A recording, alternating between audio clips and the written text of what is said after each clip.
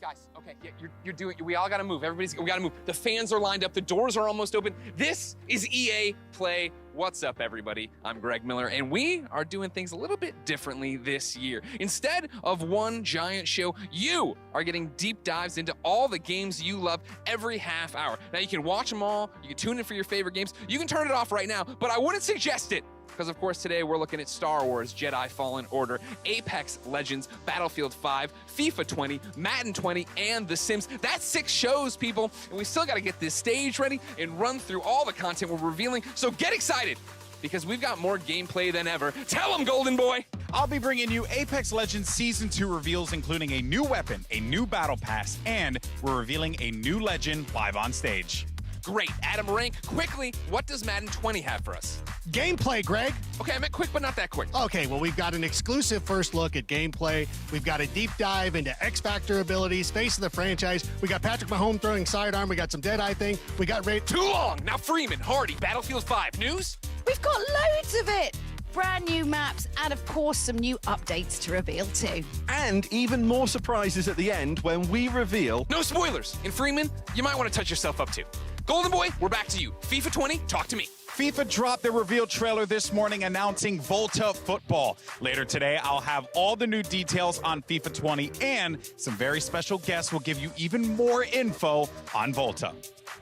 That's good. Also, you should call your mom more often. I mean, it has nothing to do with FIFA 20, but it's just good advice for you and everyone watching. Okay, now, Julia, you're also hosting The Sims. Tell me what you've got in 3 words. Brand new pack reveal.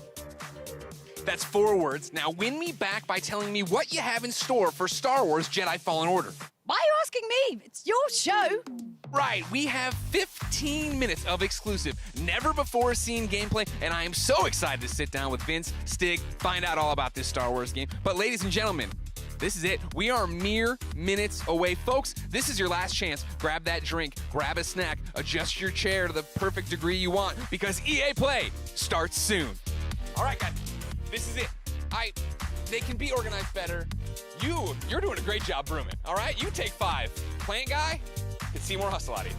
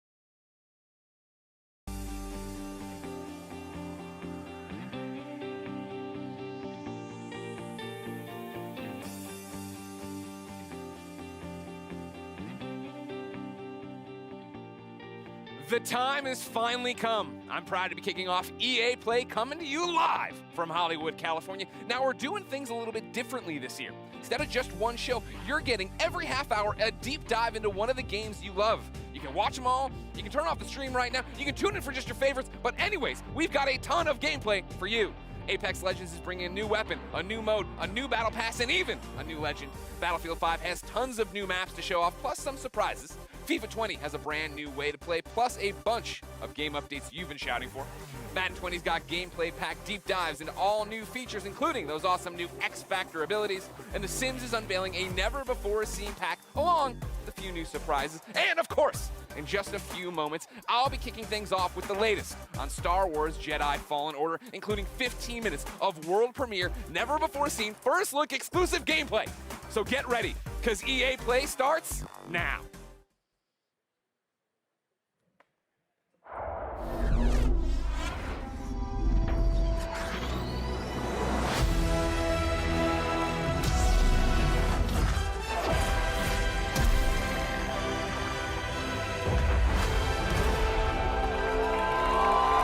What's up, EA Play? How are you, Los Angeles? Come on, Hollywood, that's what I like to hear.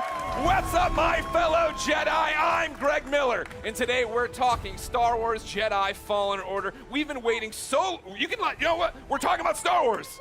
Yeah. We've been waiting so long for details on this game. I can't believe it. Can you believe it, LA? And we're finally here to help us get things started. We've got the head of Respawn, Vince Zampella, and the director of Star Wars Jedi Fallen Order, Stig Asmussen. Everybody give it up for Vince and Stig, come on!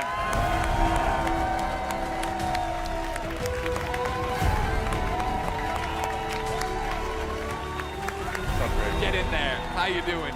Goodness, give me the hug, Vince, let's get it going. Yeah! Yeah! Please, keep it going, they're making a Star Wars game. Guys, welcome to EA Play. Thank you. What a great welcome. How are you feeling right now? No pressure. You're just about to announce maybe one of the biggest, if not the biggest, games of your lives. I'm going to let Stig answer this one. You're supposed to answer this one. Off script. So awesome. Oh, yeah, we're totally off script. They gave me cards. That was the dumb officially off idea. script. Nobody cares. It's so awesome to be here. I mean, it's EA Play, it's E3, it's Star Wars. Yeah. I mean, it doesn't really get any bigger than that. Yeah, this is something that Stig and I have been envisioning for years, to see it come to life and be able to show you guys 15 minutes of gameplay today. Uncut. All right. So everybody's anxious to see what this 15 minutes is going to be. Yeah. For somebody watching right now who's just a FIFA fan, they don't know anything. What is happening? What is this game all about, Vince? This is a single-player action-adventure game set post... Oh, yeah. Oh. They're not dead, everybody! Set post-Order 66 after the events in Episode 3, when all the Jedi were hunted down. Well, not all. When the Jedi were hunted down and eliminated. So, Stig, that's the nutshell of the entire game. What are we about to see? Where are we at in the game right now for context? Okay, so Cal's, this takes place maybe about 3 hours into the game. Okay. So Cal's built himself up. He's not a lowly Padawan anymore, but he's not a full Jedi yet. Sure. Like Vince said, this is unedited. We had one of our star players, Blair, over there. That's it right there! This is an expert playthrough. Okay. So we're going to see some really cool stuff. He practiced a few times. 2 or 3, Blair? 2 or 3? Yeah. 2 or 3 dozen. It takes place on Kashyyyk, which Okay. is the Wookiee planet. Of course. And Cal's on a mission to restart the Jedi Order, and it takes him here to Kashyyyk. And the Wookiees have been enslaved by the Empire, who's basically siphoning the planet for all its resources to build up the Imperial war machine. Got it. All right, so I brought up my phone, not to be rude, of course. It wouldn't be Greg Miller if I didn't look at the Twitch chat. And yeah, they are all through with us talking. They'd like to see the game. We've gone on long enough. We're not going to drone. Let's do it. Vince, Well, let's roll. would you like to kick it off? Let's go!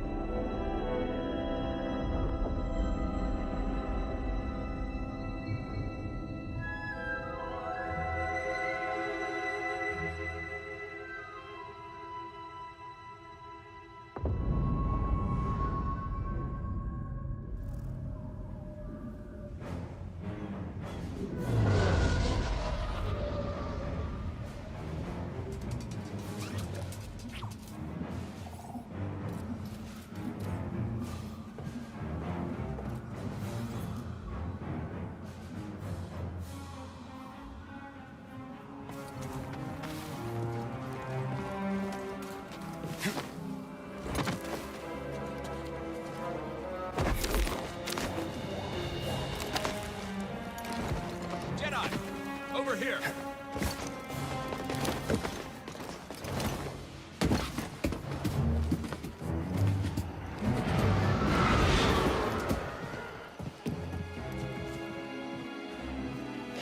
Imperial sap refinery lies dead ahead.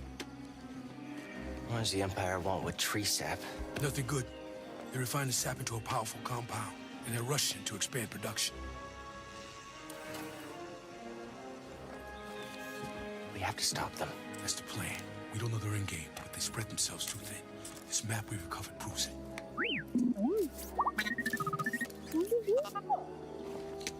Here you go, bud. These refineries double as brutal prison camps. We use those cutters to create a distraction, while you take your lightsaber and free the Wookiees inside. We need their help to stop the Empire. Understood. Watch yourself in there. You hear that? He said he needs my help. Come on, buddy.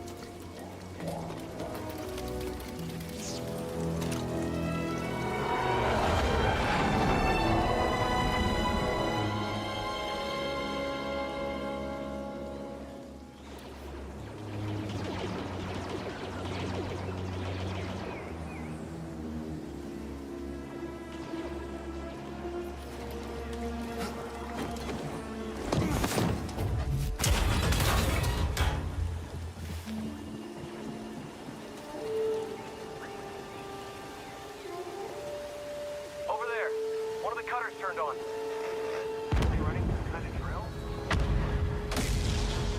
We should call it in? Well, that'd be a breach of protocol. If there's a disturbance, their squad should call it in. Yeah, better do this by the book. Movement!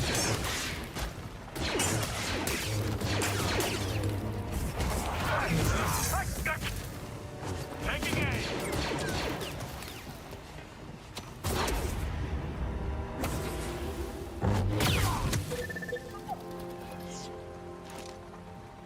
Gonna need to get through here.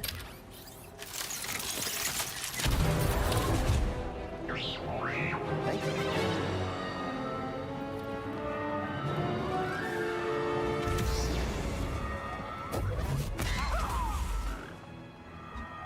Attention all units. We've lost contact with our troops stationed at cargo pad 119 Gallon. Keep to your posts and stay alert.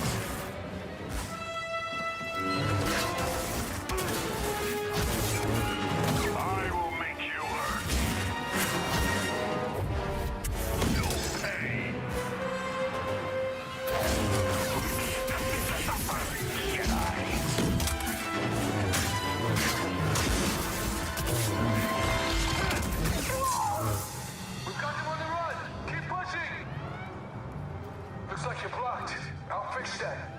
Never seen a trooper like that before. You gotta get these Wookiees out of lockup. Keep moving, Jedi. Vents open. Go. Think you can help me, BD?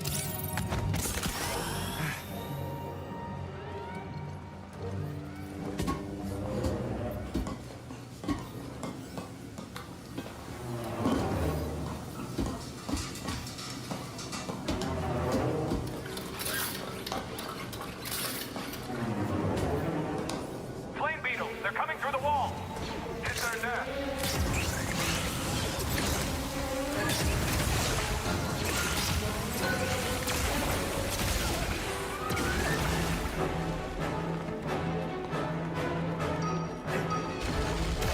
Trooper, he's dead.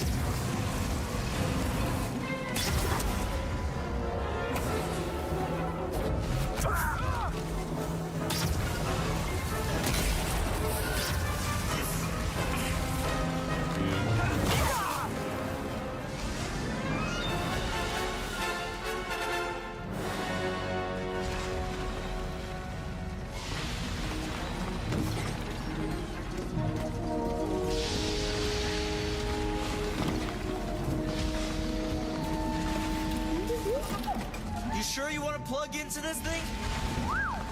Okay.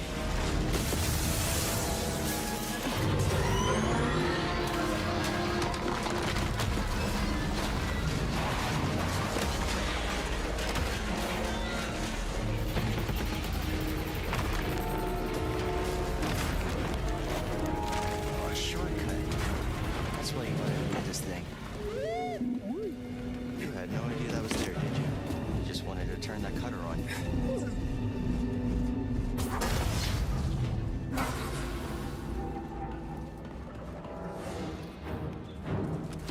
Shoot him. Not an easy target.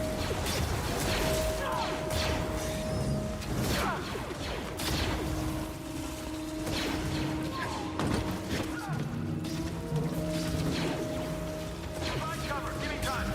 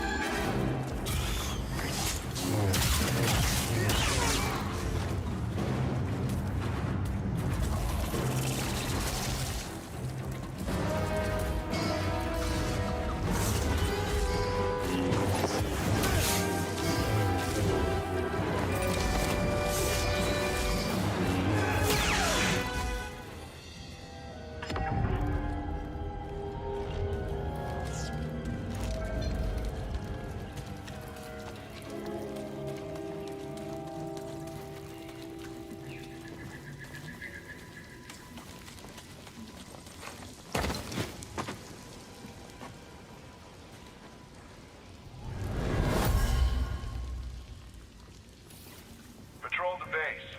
Got another breach down here. Some kind of webbing. Hey, who's that?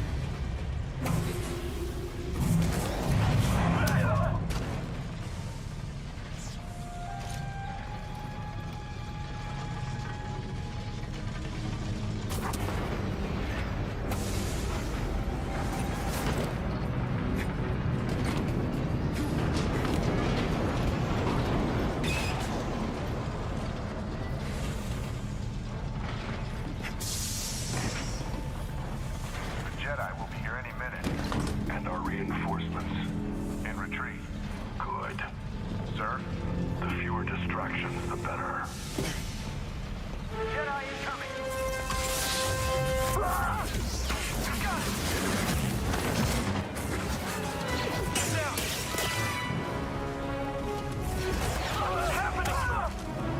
You cannot escape.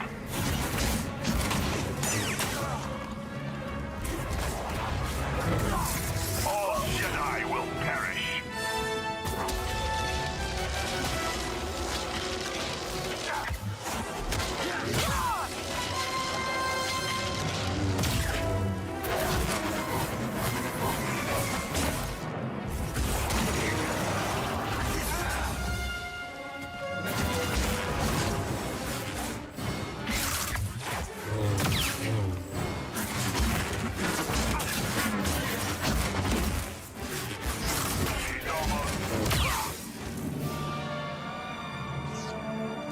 Little help.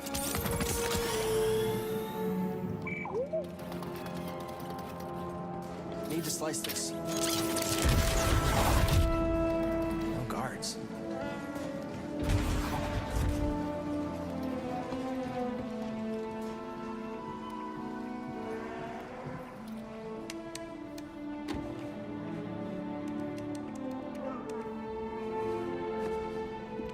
Hey, we're here to free you. You're not alone.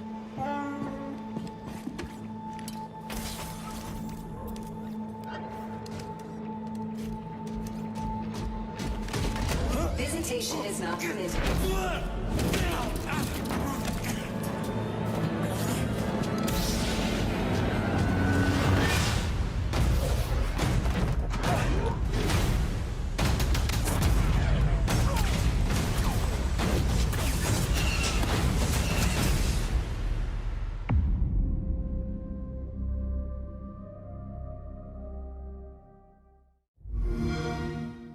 Games play best on Xbox One. What do we think? What do we think, EA Play? Yes, that's what I wanted, the little boy. Guys, congratulations. That looks pretty awesome. Thank you. I have a million questions, and I know we're short on time as always. I want to point out, though, in the Twitch chat, Gwyn96 says, that's frickin' cool. But he didn't use frickin'. How does it feel to, I think, deliver, right? Like, you guys liked it, right? I think I was looking at the Twitch chat. There's a lot of people who liked it. Like, what does that feel like to finally show this game? Oh, it's great. I mean, being involved with this team, Stig and his team have done an amazing job. They've put so much of themselves into this game. To be able to be involved in something like this is just, dream come true. Yeah. Agreed. Huge shout out to the team. Yeah. Everybody. Thanks, guys. Everybody who busted their butts on the demo, but also the whole game. The whole game is coming together right now. So it's an amazing feeling. I'm just so proud to be up here, and I hope that Star Wars fans understand that we're really doing our best to try to honor the brand. I mean, I think from, go ahead, clap now. I'm gonna stop you. Whenever you want to clap for him, you clap for him. I think that's pretty evident from it. And I liked when we introed, you guys were talking about the fact that this is a skilled person playing it, right? We all see it and we think it looks awesome. What are we missing by not having our hands on the controllers? Like, what do lightsabers feel like? I mean, it's fantastic, right? Yeah. Like, what? Because it looks like it's got weight to it, and throwing it and catching it, right? Like, that's the impact I think I want from it. Absolutely, yeah. I mean, it's really satisfying. I mean, the game itself, it's thoughtful combat, as Stig likes to call it. It's what you saw was a really good player. Yeah. Right. So you'll right have over to there work up again. to He'll that give out stuff. autographs after this panel. So you can block, parry, deflect. Like, Yeah. we want the combat to feel really good for people to go in and be able to be part of that and size up the enemies when things feel right. It feels really good. Yeah, it's also about the enemy arrangements as well, like what enemies we're putting you up against, how you go in and use your tools to take them down. But it's not just lightsabers; it's the Force as well. Sure. Well, that's part of this. You were talking to me last night about it, right? This thoughtful combat. And the idea that when I watched the demo initially, my thought was, oh, these are canned animations, right? I'm doing a force grab and stabbing the guy, and that's all. I hit R1 and that happened. That's not that way. No, it's all freeform. So, like, you can go back in and replay things and do it differently, or you and I would have different Absolutely. And actually, the enemies react to each other in different ways. You saw the flame troopers fighting against the spiders. You could sit as bystander and just kind of watch that fight if you wanted to. Yeah. But you're not going to get any skill points if you do that. And it's not not any fun either. It's fun to watch sometimes, but it's a lot more fun to play. You talk about the skill points. Are those going into the force abilities? Yeah, so we're going to have the classic abilities. We're going to have push, pull. We've got what we call force flip, which is essentially double jump, which is nice because that's something that makes sense in Star Wars, a Jedi actually doing a double jump. But we have one unique expression of the force that you saw in there, which is slow, which is a little bit of the glue between force, push, and pull. Yeah. Well, that was awesome. I think I thought you couldn't top my favorite moment in the demo, right? Where you come around the corner, grab the stormtrooper, or force pull the stormtrooper, stab him, but when you force pulled the stormtrooper and walked him into one bolt, that was pretty cool. That was pretty cool. That's one of my favorite. I think the first time I saw that, I freaked out a little. No, you actually said it better be in the demo. Well, you did it. You delivered. Tell me about the enemies we are seeing there, right? Because that's one of those things I feel like we're talking a lot about, seeing things a lot about, is we're running through the environment. You had different things. You had your normal stormtroopers. You had non-normal stormtroopers. Yeah, and this is just a small portion of the game, by the way. So there's a lot more that we haven't shown. You're saying that isn't the entire game? That is not. That's wow. No, I'm surprised. no. But we got our classic stormtroopers. We've got the scout troopers who you saw equipped with kind of melee charged weapon. We've got the flame troopers, but we also have the purge troopers whose task is to basically hunt Jedi, soften them up before the Inquisitors come in. And like we're seeing right here, right? Like this bad. That's the purge trooper. That's yeah, exactly. Like so new that the team created. In. Yeah. There you go. Adding to the Star Wars lore. What, we're pointing at one guy. Did he create it? Just that one man did? Yeah. It was a team effort. You led the charge. Jordan did the concept. Good job, Jordan. Everybody, 3 cheers for Jordan. So we're going through, and you have these new stormtroopers. You have your fire troopers. You have one of my favorite droids of all time coming back. The KX. And then making me fight him? Yeah. Why would you do that? Yeah. I don't want to do that. Oh, you do? No. Trust me, you do. I do? Oh, yeah. Well, then, talk about the other star of this 15-minute demo, right?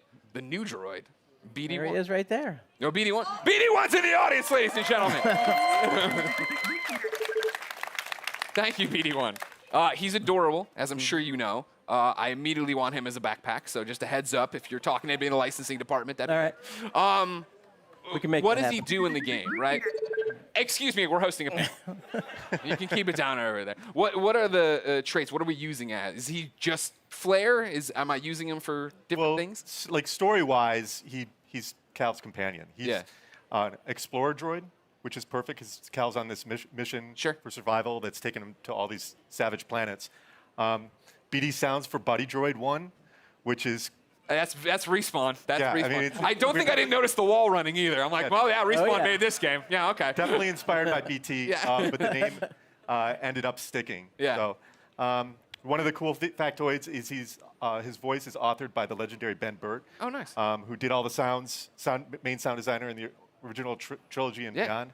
But he can hack doors, computers, as we saw in there. So just scan some stuff there. Yep.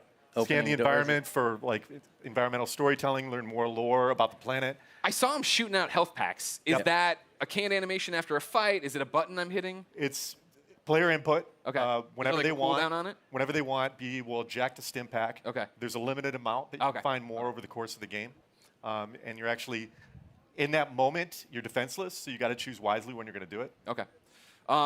We've seen the gameplay. Without spoiling stuff for me, what's going on in the story? Like, obviously, Cal, I thought he was going to be way weaker as a Jedi. You know, just tell me the whole story. What A to B, Stig, how's it go? What's the ending? Well, Actually, you know what? Stop. Full stop. I can't believe I've gone this long in the panel without asking. Is Watto in this game? Sorry, I can't say. But that's not a no.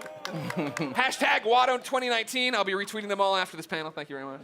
But what's going on in the story outside of Watto should be in it? Well, you know, story's a really big deal to us. We've created this with Lucasfilm. We got to keep a really tight lip on it. So I don't really want to go into it too everybody far. go home. Sorry. I mean, yeah, the story. Gotta save it. Okay. I know one of the things a lot of people had been asking, right? I'd put up stuff on Instagram saying, hey, give me questions. Community wanted to know, this is Star Wars canon, right? You Totally canon. Okay. Totally legit. Okay. This is Cal's a real character. Yeah. You saw Saw Gerrera in there. He's obviously part of the Star Wars universe. Seer, Cal's mentor. Yeah. They're all going to live in other places. Okay, that's great. Vince, how's that feel? No pressure. It feels great. Yeah? Yeah. I mean, we have. You act like it's so nonchalant. You're making a Star Wars game. It's canon. Yeah, it's not nonchalant at all. It's amazing. Like I said, I'm just like shocked to be up here. I'm like. I know it's a big deal to work with me, but it's okay. It'll be all right. We've been talking about this for like 10 years. Yeah. So. The other big community question I've seen a lot is, it's a Star Wars game, and Star Wars games in the past have allowed us to go light or dark. Is that a choice here? No. Okay, well. Why not? Because. No, I think it goes back to the fact that Cal's authentic, and he has to fill a certain role so he can be used in other places. Yeah, this is a Jedi story. Well, that's the thing I appreciate the most, is that you guys are coming in and telling a story, right? Like, I think that's why so many of us are excited for it, is the idea that this is a Star Wars story, that you guys have something to tell, something to say, and a lot of walls to run on. Vince and Stick, anything you want to say to the fans before we let you go? I mean, just thanks for the support. The energy here is great. Yeah, it's fantastic. Fantastic. Greg's showing us some stuff online. Like everyone, the reaction is fantastic. Amazing, amazing moment. The team, badass. Thank you guys. Go team. All your hard work. Now we just have to finish. Can't wait to bring it to you guys. There's so much more that you haven't seen yet. I can't wait to show you.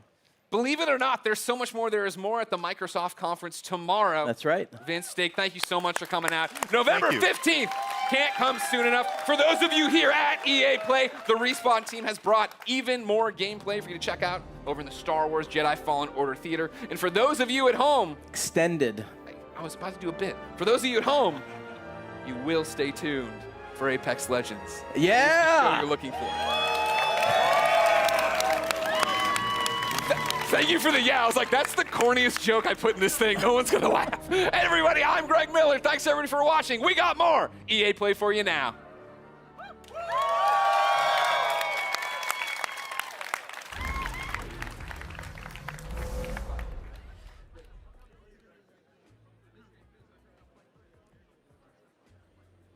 How hyped are we for Star Wars? Let's hear it! So hyped. Hype mode engaged, although that's actually a lie. It was engaged about 3 days ago. Anyway, so big thanks to Vince and Stig for sharing that exciting deep dive into Star Wars Jedi Fallen Order. We're all a little bit too excited here, I'm not going to lie. I'm Julia Hardy, and a little later on, Adam Freeman and I will be bringing you news on Battlefield 5. Yeah?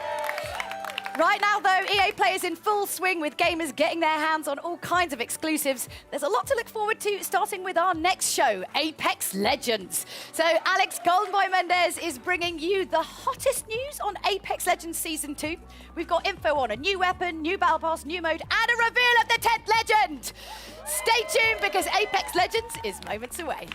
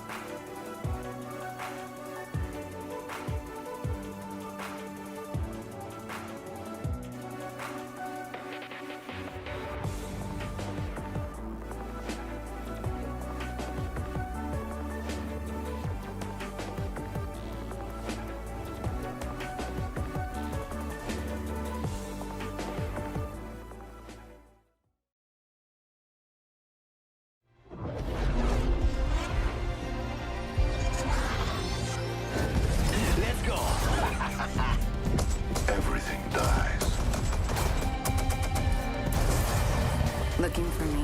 Surprise. What's going on, everybody? Welcome to EA Play 2019, and I'm so excited to talk about Apex Legends here at EA Play. I'm professional esports commentator Alex Golden Boy Mendez. Now, everyone at Respawn has been working diligently at making Apex Legends the best Battle Royale game out there. We've got some big updates. That's right. I like that. Like that, baby. Bring that energy.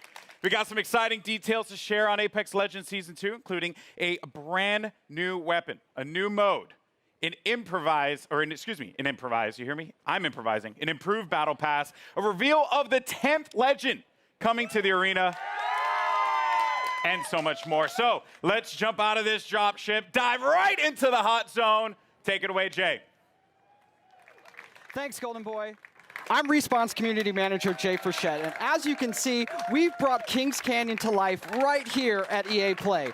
We've even got all 9 current legends here to help me bring you some of the Season 2 updates that you've been clamoring for. We're going to introduce you to our newest legend after the show, but for those of you at home, don't miss your chance to jump into our Legendary Hunt event. Check it out.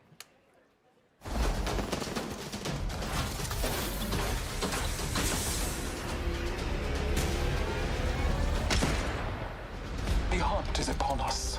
Prepare yourself. The Legendary Hunt has begun. Legends can compete to enter an all-new Apex Elite queue, complete challenges for exclusive cosmetics. I could do this all day. Earn XP and Battle Pass boosts, and find all-new exclusive skins in the in-game store. Only the strong will win and slaughter.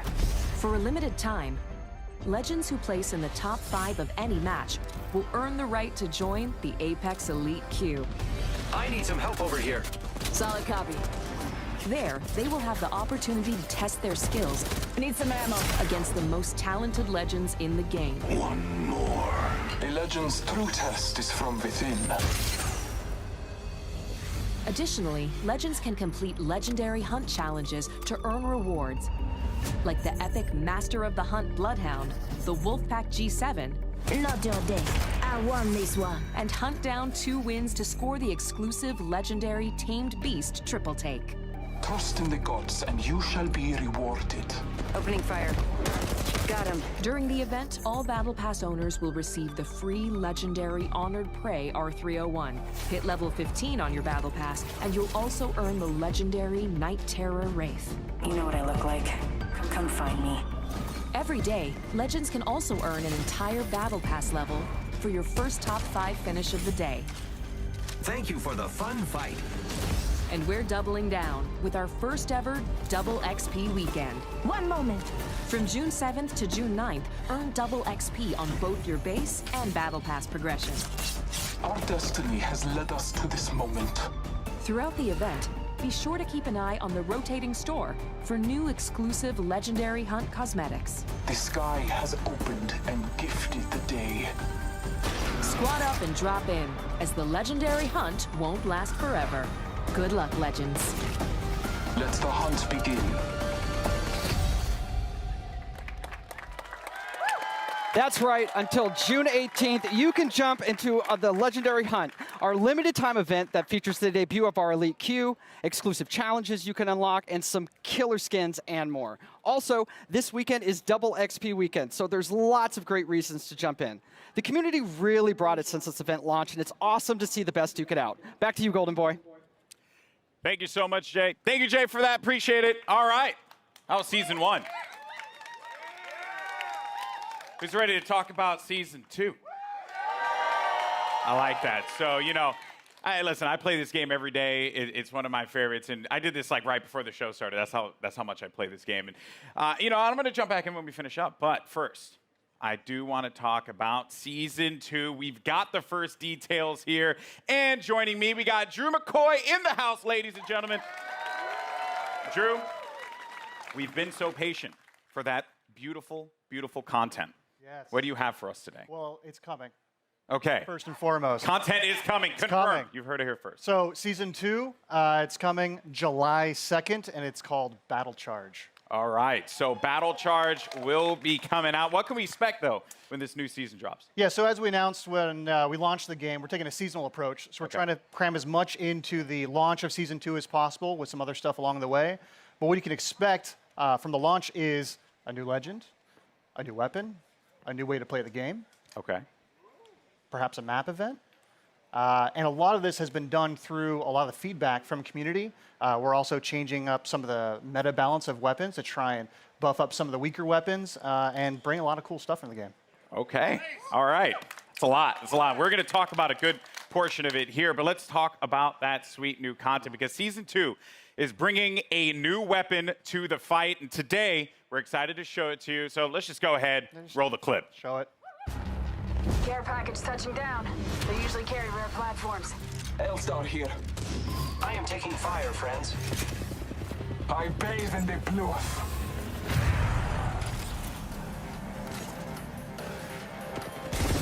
Your ignorance meets your end. I need help. Good job, me. A new season. Strong work.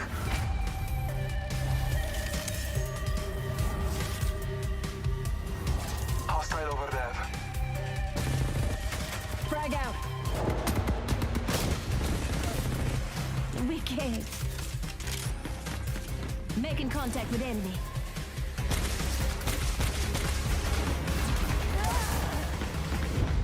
Accept it, I'm here. You're not. There you have it, the L-Star, man. I remember getting slapped by this gun in Titanfall 2. So pretty excited to see this one make it into the fold in the arena. Seems really powerful. So tell me more about its place in the entire weapon loadout for Apex Legends. Yeah, so the L-Star's new. It's coming. Launch of Season 2. It's actually a care package weapon because it's so OP. Okay. It's just amazing. But Glad you said that out front. Yeah, well, you know, it's like the master for the Kraber. It's incredibly powerful. Yeah. And being a care package weapon, it doesn't use any of the existing ammo on the ground, so whatever you get with it is what you got. I also noticed, too, it shattered through doors. Yeah, it can open doors. So, like, melees, grenades, and now the L-Star. Wow. Okay, so that is pretty sizable. Now, what other changes are going to be coming to weapons? Because this may seem very nerdy, but I'm a huge fan of hop-ups. I'm all about Prowler with my switch fire. That's my jam. Yeah. What are you bringing me? Yeah, so like I mentioned, there's going to be some meta changes to the weapons. We're trying to bring up some of the weaker weapons. And then, yeah, there are 2 new hop-ups coming. Not really going to say what they are yet. You guys got to wait for Season 2. But there is a chance that maybe a memeable weapon named after an African country is usable. Is usable? Yeah. Okay. Perhaps. All right, perhaps. I mean, that is yet to be seen. We'll have to see if that's going to be a reality. All right, cool. So we're starting out hot with that L-Star light machine gun. We also have the Battle Pass. And, you know, when you guys first spoke about the Battle Pass, you said that it was a learning experience. What's different this time around for Season 2? Yeah, so we've been listening to community a lot. Season 1 didn't quite launch as well as we were hoping.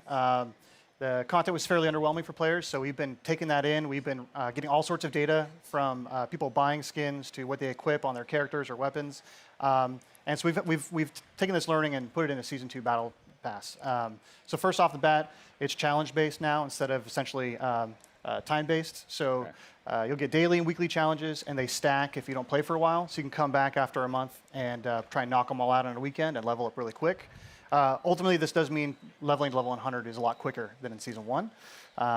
We're also getting rid of all the badges and stat trackers, taking up space throughout the leveling process. And we are inserting 3 entirely new content types into the Battle Pass, which we will talk about later. And there's a lot more skins in it, and there's going to be enough crafting metals by the time you hit level 100 to craft your very own legendary of your choosing. All right. I like that. Yeah. Okay. A lot of value for that Battle Pass. Yeah, that sounds very exciting. All right, and now, you know, we're talking about Apex. It's got some pretty sick skins. What skins do you have for me today? Yeah, so like I mentioned, I think our skin game is being upped pretty significantly. You can see that with the Wraith skin specifically from the Legendary Hunt event. But we got 4 Legendary skins in the Battle Pass. So we have 2 character and 2 weapon. So for Caustic, he's got the Prince of Darkness skin. And for Octane, we're doing the Jade Tiger. I think you can see there's Prince of Darkness right there. And then there is a skin for the Spitfire called the Intimidator. And the R301 is getting 2 skins, actually. So the Iron Rampage at level 100. Okay. And then there's a golden version as well. Oh, man. Do you see that, by the way? Do you see? Yeah, it's sick. It's sick. That looks insane. That looks insane. All right. Now, another question that the community is having, they're just dying to have answered. New ways to play. Elite Q was awesome. Yep. I think it's like one of the coolest additions for Apex Legends. What else? Yeah, so when we designed Apex Legends, we really wanted it to have kind of a competitive core to it. This is a game that's meant to be played over hundreds of hours and mastered, really deep learning experience. And so the Elite Queue is our first step towards getting to a higher competitive stage. Okay. And so Season 2, I'm really, really, really stoked to announce we have a ranked mode coming. Ranked mode? Yeah. All right. So ranked mode, you'll progress through 6 tiers if you're good enough. You will cap out if you are garbage tier like myself. Yeah. Don't worry, we'll be in Wood Division together. Yeah, you and me, buddy. Yeah, that's Wood. what's up. Wood 3, I think. Wood 3? Wood Yeah, 3 we'll get division? yeah, so it goes from bronze all the way up to Apex Predator, and it's using special matchmaking for each of the tiers. So the higher you get, you'll probably have some longer matchmaking times, but it's because we're trying to find the best possible match for you. And then throughout the season, you'll be hopefully gaining tiers, and then at the end of the season, you'll get rewards based on where you ended. Wow. To show off for the next season. Ranked mode coming to Apex Legends. Yeah, it's going to be awesome. That's sick. All right. All right. I'm going to be honest with you. I'm going to be all up in that. It's going to be sick. I can't wait. I am legitimately concerned, as I had mentioned, either be the first Wood Division player, which isn't even in it, or Plastic Division. Plastic's good. Yeah. That's going to hurt. But, dude, thank you so much for sharing all these details, man. Hey, man. Guys, Drew, ladies and gentlemen, from the Respawn team. All right, now, here's the thing. I'm a Lifeline main. It's just facts. Same. You are too? Yep. Respect that. Any Lifeline mains in the house? Lifeline mains? All right, but that might change when the new season drops. That's right, because Jay, give the people what they want. We want to know who is the 10th legend joining the arena. What do you have? It's my pleasure, Golden Boy. Well, ladies and gentlemen, the moment has arrived. The 10th legend joining the Apex Legends arena is Watson. To help us get to know our latest legend a little bit better, our team put together this touching illustrated short. Let's check it out. My dearest Natalie, as I write this letter, it's the middle of the night in late summer. An hour ago, you cracked the equations necessary to power the force field. You showed me up tonight, my magnificent daughter, and I couldn't be happier or prouder of that. I always knew you were special, but never did I fathom that a little girl who taught her staffed Nazi multiplication tables would grow up to master quantum laser mechanics. I have assured the Syndicate that the modified containment force field will be operational in a month's time, and it's all thanks to you. I may be just a doddering old fool trying to hold on to mon bébé a little while longer before he loses her to a daughter. But I do see you. I see the strong, brilliant, wonderful young woman you've become. And I know when the day comes that I'm no longer with you, you are going to be just fine. The games will be brilliant because you are brilliant. My daughter can and will do anything she wants in this life because she is the smartest woman in the frontier. Je t'aime de tout mon cœur, pour toujours, Papa.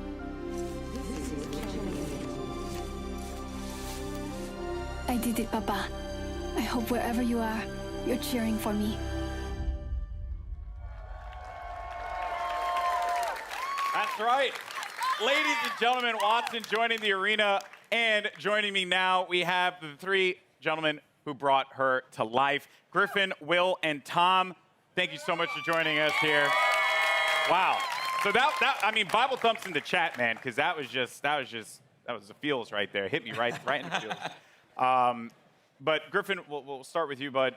You're one of the legend designers, and I'm curious on the approach that you guys took toward making Watson a character that has impact in the arena. So Watson really started as a conversation between a friend of mine and I, who he's an engineer, and he has this really methodical, interesting way of taking really complex problems and systematically solving them. And so I kind of thought, what would it be like if we took the sort of the defensive complexity of Apex and introduced a character that could really create an ecosystem in which you can survive the really aggressive third-party meta, all of that stuff. So the idea behind Wattson really is that if you plan and you sort of adapt to the environment, and you really know the map, and you work closely with your team, that you can really create these strong defenses that that people are going to really have to think about in terms of how they push on you and that sort of thing. So the current meta of I hear gunfire and I hit it as hard as I can, with Bangalore, Wraith, Octane, all of those, we're trying to sort of bump that meta a little bit and make it so that this more stanced RTS kind of play style has breathing room. Yeah, you're trying to provide like options for the players. Yes. Right? Because if you want to be able to play that hyper aggressive approach, whether you're running like a composition that contains like a typical one, which would be like a Pathfinder, Wraith, and a Lifeline for that support, you can play into a composition like this, and they kind of counter one another. So that's going to be really fun. And we're going to dive into the abilities and everything that she does, because let me tell you, it's insane. Now, as far as the look and feel, my favorite part about Apex Legends is that the characters, the legends themselves, they stand out. When you're looking from far away, you see the silhouette and you know exactly who it is that you're about to engage with. What were some of the complexities in bringing a character like Wattson to life? So it's a collaborative effort. Shout out Heath and Sam, animation department. Everybody kind of works together. We were given a specific set of skills that she would be using, abilities from Griffin, and that's kind of all we had to go off of. So we had to, Heath did a great job of like bringing it all together, giving her a sort of a grounded aesthetic, she had to look like she was using electricity and stuff like that. So rubber gloves and the coils and the wires and pushing her silhouette at the same time, making her stand out. You have to be able to read who she is from different distances. From there, from there, you can really go in and sculpt all the details out and work with the animators to really bring her to life, give her personality in everything that she does with her abilities and that too. So. Yeah, and there's some really cool stuff there as well. Every part that Wattson, she takes out an item in her kit, it's actually like on her person. Oh yeah. You see it happen. Yeah, and those are all very meticulously designed by the concept artist and then modeled out in 3D. So yeah, it's all functional. That's great in the world. Yeah. So now you get to the gameplay, the look, but the story. Because you got to hit us in the feels, right? Like super hard, and you just did that.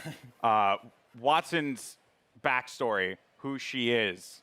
Let's dive deeper into that one, Tom. Watson's kind of different from the way we usually do things, because usually it's very collaborative and we're creating the character at the same time, all the different departments, and we're working together. Wattson was different. She was already designed and drawn when I got her. And one of the great things about working at Respawn is they encourage us to create characters that are non-traditional and that are characters you haven't seen in video games before, and to kind of branch out and see what else, what other kinds of people can we represent out there. And so Wattson is a very different character than I've ever seen in a video game, at least. And everything is based off of what these guys created. I mean, it's all, every single part of her backstory is connected somehow to either her abilities or her look. And now, it was something that kind of stuck out to me. So am I correct in assuming that Wattson played a big role in the arena itself? Yes, so Wattson and her father actually invented the ring. Okay. And so she grew up in the arena, literally in the arena when they were building it. And we're going to start to, you're going to see with Wattson and moving forward, we're going to start to build the lore of this world a little bit. You're going to find out who created the games. They mentioned the Syndicate in there, so we'll talk about the Syndicate down the road. You're starting to build more and more of a universe. Yeah. Which is great. So she's in the arena, so all the legends must know her. Oh, yeah. She was their kid sister, basically. She was always hanging around the arena, and she got to know all the legends and got to watch all of them. She's not a mercenary. She's not a soldier. Her role is of support. And so everybody loves Wattson. She's the one person that could probably unite all the legends together. Including Caustic. Caustic respects her. She's a scientist. Okay. She's an engineer. Okay, so like was a strong word for Caustic. Yeah, I don't know if Caustic likes anybody. Okay, He likes that's fair. Yeah. That's fair. Well, Yeah, that's super cool. I mean, blown away by this character so far. Now, I mentioned before we're going to talk about the abilities because when you revealed these to me, I was floored, jaw-dropping. And a lot of people online were kind of like guessing as to like what it would be. And I'm very happy to see that a lot of them, some had the right idea, but for the most part, what she's capable of doing is ridiculous. So let's just talk about the active. First thing, defenses. Yes. So the Watson has more interrelated abilities than probably any other current character we have. You really need to understand how they all interact. The fences, you can place 12 nodes, and you can use these in any permutation you want. Part of why we sort of went with her being such a brilliant electrical engineer is because we really wanted to reinforce both mechanically and thematically how creative the player can be with these. Basically, we're just giving you free reign to place these however you want and figure out. And the players, they, like I just saw right there, I don't know if that was intentional. So when your teammates go through, it shuts down. It shuts off. So if I'm downed and they run through the gate, does the gate deactivate? Yes. Oh. Yeah. So there's a lot of different interactions, a lot of different ways that you can interact with the gates with other characters. The ultimate is, we call it an interception pylon. It shoots down bombardments, incoming grenades, stops arc star spam, and it charges your team's shield.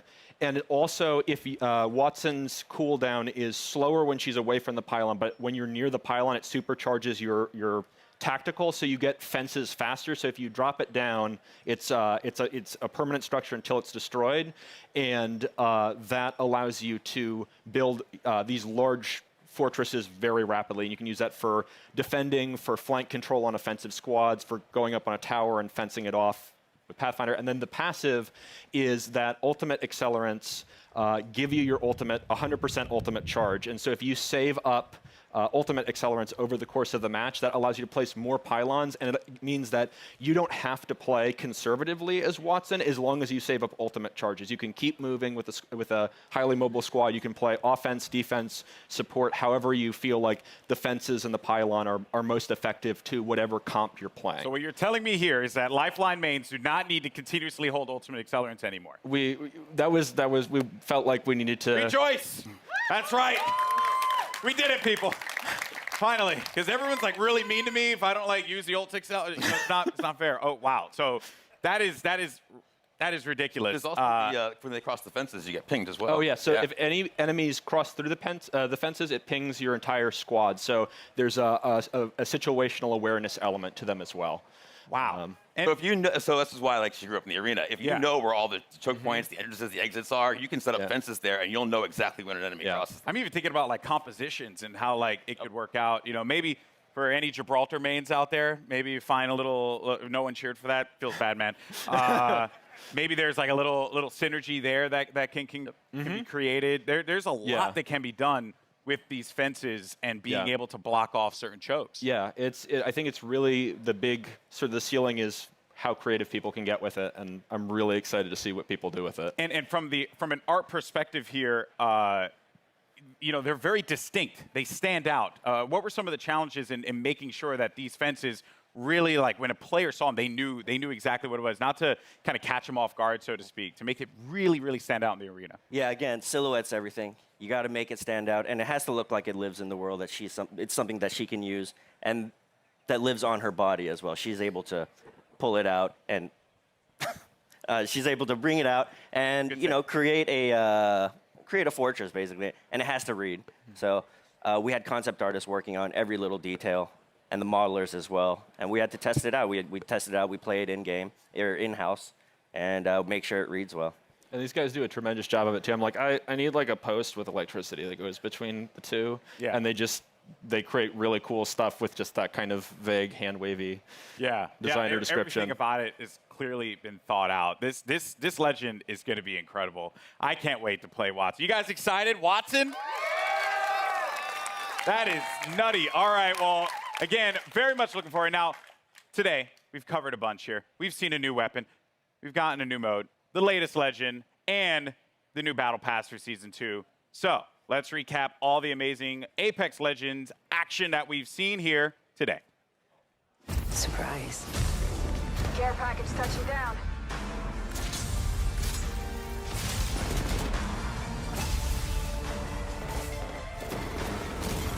Deer in the headlights.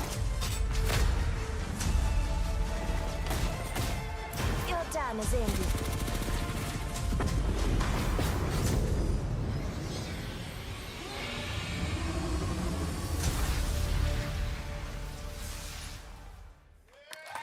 I'm not going to let you off that easy, Drew. What was that? What was what? What was that? You saw the giant thing on the screen in the eyeball. What was that? All right. You can't tell me? Well, let's just say that. Well, no, but let's just say this. We got perhaps a couple of big things coming into Kings Canyon at the start of season 2. Okay. So keep your eyes peeled over the next month. See what you can find out. So if I were to like ask you, after we're done with this, are you like gonna give me the cold shoulder? Or are you actually gonna tell me? There's no way I can tell you. Sorry. Yo, man, I'm Sorry. just holding L's all Not a day out chance. here, man. This is not fair. Well, Drew, thank you so much, man. Guys, Apex Legends Season 2. Let's go. July 2nd could not get here soon enough. Now, if you're in Los Angeles, come check out Apex Legends at EA Play for your first chance to get hands-on with Watson, as well as all the other great Apex Legends things happening here. And for those of you at home, Double XP Weekend is going on right now, so jump into the Legendary Hunt event and start earning those amazing exclusive skins. I'm Golden Boy. It's been a blast talking Apex Legends with you all here today, and I'll see you in the arena. Peace.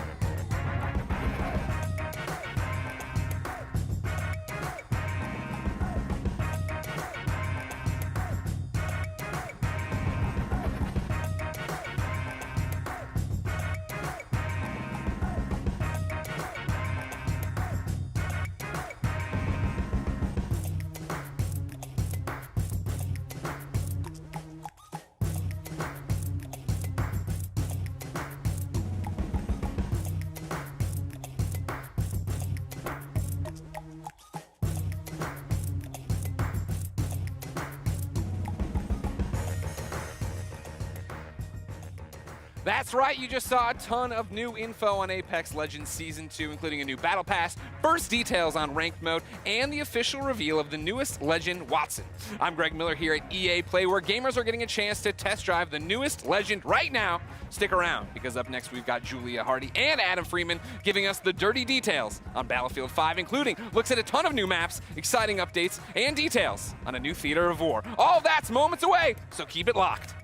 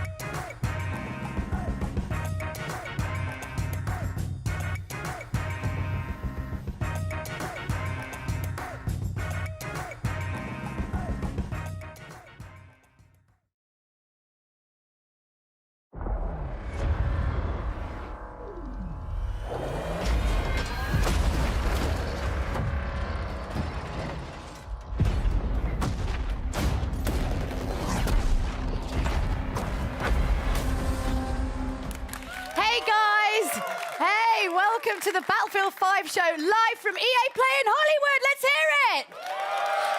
I'm Julia Hardy, and today we've got a ton of new info on some of the great updates coming to Battlefield 5 in 2019.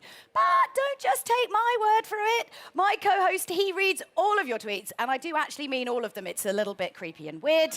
Battlefield Community Manager Adam Freeman, what have you got for us, Freeman? Oh, thanks, Julia. Now, I may be a member of the Battlefield team, but as you know, I'm a fan. And I know you guys are a fan too, and you're going to love what we've got to you today. So, over the next half hour, we're going to be bringing you content that's coming to you over the next few minutes. We've heard what you want, so today you're getting your first look at a ton of new multiplayer maps, features we know you've been screaming out for, and the arrival of a new theatre of war that's coming to Battlefield 5 this fall. So, when Chapter 4 Define the Odds drops, it's bringing so much cool stuff, so let's get to it. Over to you, Julia. Thanks, Adam. That's right. Let's wait no longer and tear the plastic off our first new map, Marita. Let's check it out. The Battle of Greece continues. On the Marita map, Allied forces are making a last stand to halt the Axis army sweeping through the region.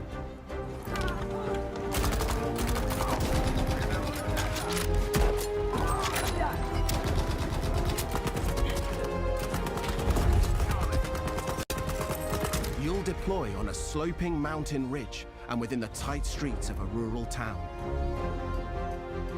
The Allies control the town, but Axis troops are already on its fringes.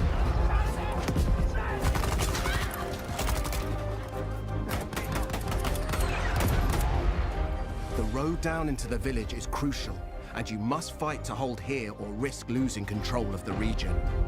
You'll always have tactical choices nearby, with a close proximity to other key locations, so keep an eye out for them.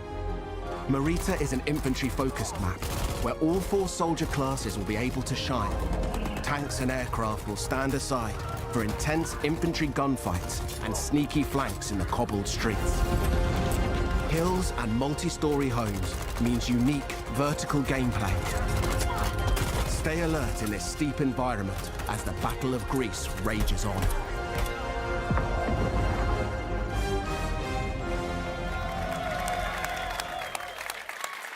To help give us even more details on Marita, please welcome Ryan MacArthur from DICE.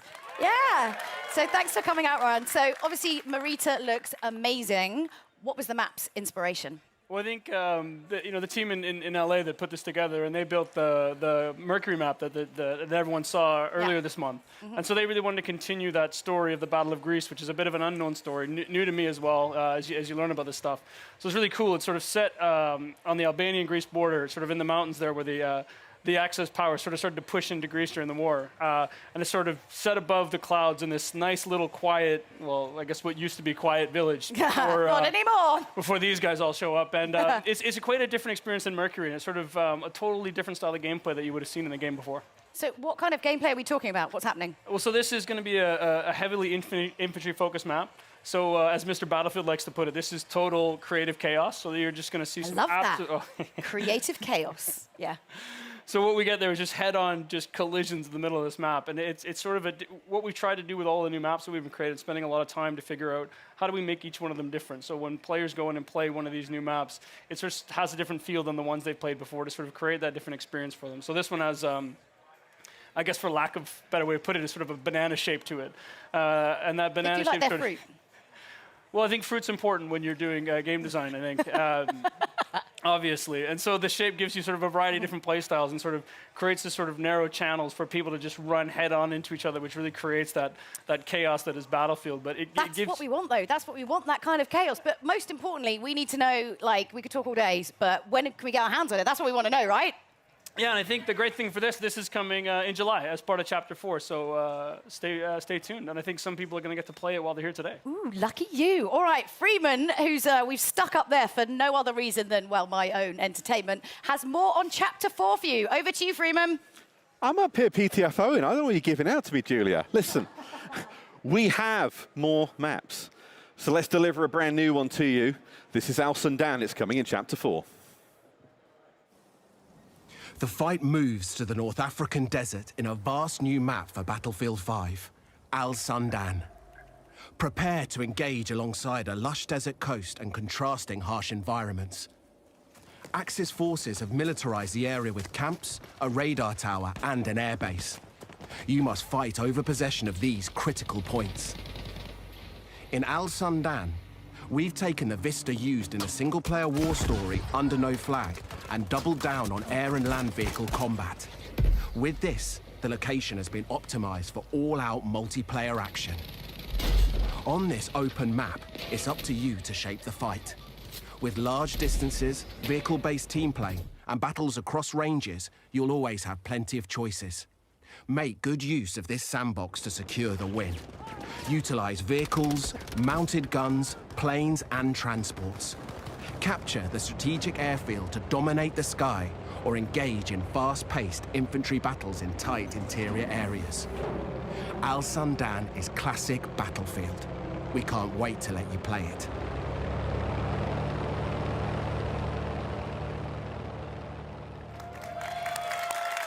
Yeah.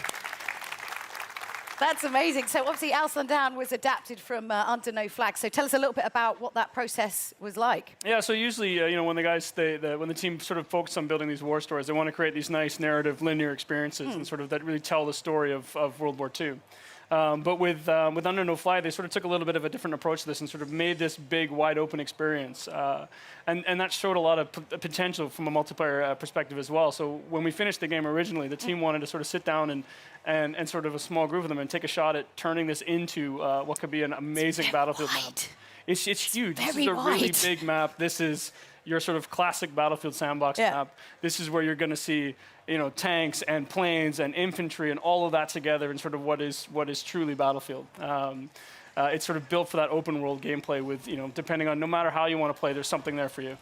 Yeah, oh, definitely. And so how do I kind of, adjust my strategy? Because obviously it's such a wide map. Like, what am I doing?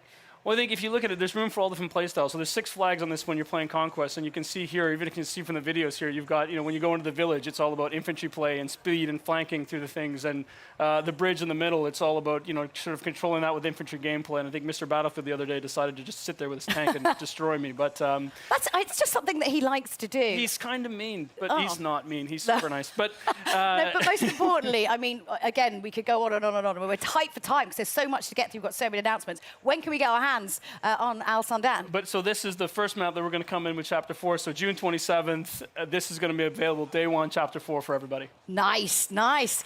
Now, we've got a couple more surprises to come, but before we get into all that, let's take a look at what's coming in August towards the end of Chapter 4. Get up close and personal. With Chapter 4 defying the odds, new and intense close-quarter maps are coming to Battlefield 5. By popular demand, we're bringing more maps to players craving tighter types of multiplayer, specially tailored for intimate infantry combat. The new battlefields will challenge your squad in unique ways. Teamwork, skill, and adaptation are your keys to victory.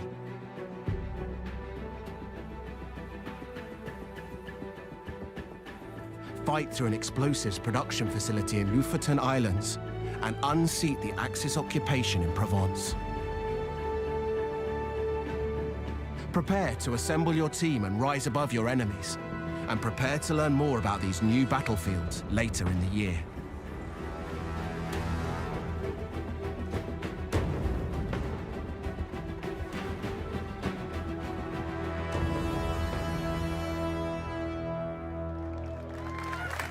Now, to help us break down these new maps, Ryan and I are joined by Mr. Battlefield himself, Lars Gustafsson.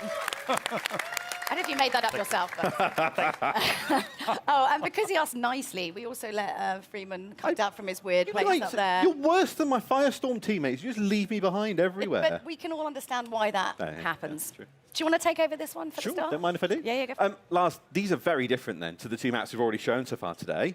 Tell us about them. They are. I mean, taking a step back, we've been closely monitoring how players engage in tides of war and no surprise. I mean, they love the bigger modes like Conquest. It's always been kind of a Battlefield pillar. But it's been super fun to watch how they engage with passion and dedication in the smaller modes, like Squad Conquest, for example, which really become a success. And with that in mind, then we've, together with the DICE LA studio, they've been going at it, tailoring maps that are specially made for smaller modes. And as such, being able to give that, the close quarter feeling, the tight, what you say, the intimate combat. Intimate infantry combat. Oh, yeah, we need that on a T-shirt. Yeah. Intimate infantry. We're making that platoon when we get back. I mean, what kind of the sort of like key strategies then when you're playing close quarters on this map? As we see with these smaller game modes, I mean, the key to this is just really good team play, really good squad play. And so, sticking together and not leaving anybody behind like Mr. Freeman over here. Unless he's But I mean, not what if you being- want to leave him behind, can you? Then it's acceptable. I think, Because I would. It's two beautiful maps. It'd just be a spinning number plate. It would be, yeah. As you saw, Lofoten, it's serenity, beautiful Nordic countryside, but then kind of ripped open with gunfire and everything amongst villas and factory equipment. And then Provence, I plan to take my wife there, pastilles on the square. Stop destroying places you want to take your family. It's weird. I'll take Ryan. Yeah, take him instead and then go to town. But it's beautiful cobblestones, lots of good flanking routes, and it's the smaller maps really allows you to master every inch of it. So it's really about, knowing your battlefield. I mean, again, we could go on and on to talk about all of these maps, but we've got one more map to show off, and I want to make sure we have time to get through it. But first, Lars, you've brought with him some news about some kind of core gameplay updates we know that you've all been waiting for. So you're excited about this one. Lars, you know how much time I'm spending online. I mean, I am working. Just Battlefield, or let's not delve. Big community features we've announced this month. Increase the max rank. Private games. Let's talk max rank. What can you tell us? Let's talk max rank. We do know, and it's been loudly made to us, our kind of awareness, that there are players out there too skilled who maxed out on rank 50 too quickly. So we've taken that to heart, and we've now taken the max rank from 50 to 500. So it's quite a leap. Yeah. And it's Battlefield 500 now. So truly a journey for our players to go on, moving forward. And it's a grind train, but what are people getting if they're on it? Yeah, what are we getting? We're all in it. We want the goodies. So to start with, already from rank 51, you will be granted company coins for every rank up. But then at every, do we call them milestone ranks, every 50th rank, you will get one shiny new rank icon to show off your skills, and also a beautiful set of dog tags. So lots of ways of showing off your mastery on your journey towards, the world domination. It's already happening. August is the time. So it's almost here. Almost here. So world domination for Lars by August. Yeah, sorry, I wondered if we were talking about world domination or when that was happening, but all right. Private games, then. The other massive thing that we know players want. What we got? Yes. I mean, another one that's our lovely community have been vocal about. And previously, for those of you who've been with Battlefield, it was called RSP, the Rented Server Program. But now we're shifting over to private games. And what it means, the beautiful thing with it is, the baseline package that comes out is free for everyone that plays Battlefield 5. So a beautiful package. It's there to let you set up your servers and kind of create your experiences, whether you want to capture or, play with your friends. And Freeman, you can play with us, for sure. Thanks. You can sit with them. And obviously, you love getting all that community feedback, so hit him up, mrbattlefield@aol.com, and let him know. Well, just saying, that is the thing, though. We're not finished when we're done, right? No, exactly. It's coming in, let's see. September. September, yeah. And at that time, we want you to dive on it, set up your servers, play it, and give us feedback. Since this is kind of just the beginning of the journey with the private games, we want to hear what did we do right and where should we shape up and take it an extra notch. So be with us and be candid. Okay, well, Lars, don't tell Ryan, but you're my favorite for this. Thank you very much for it. Do I still get to We've got more, though, Julia. We've got more. You're almost. Well, it's just going to get a bit weird and fighty up here in a minute.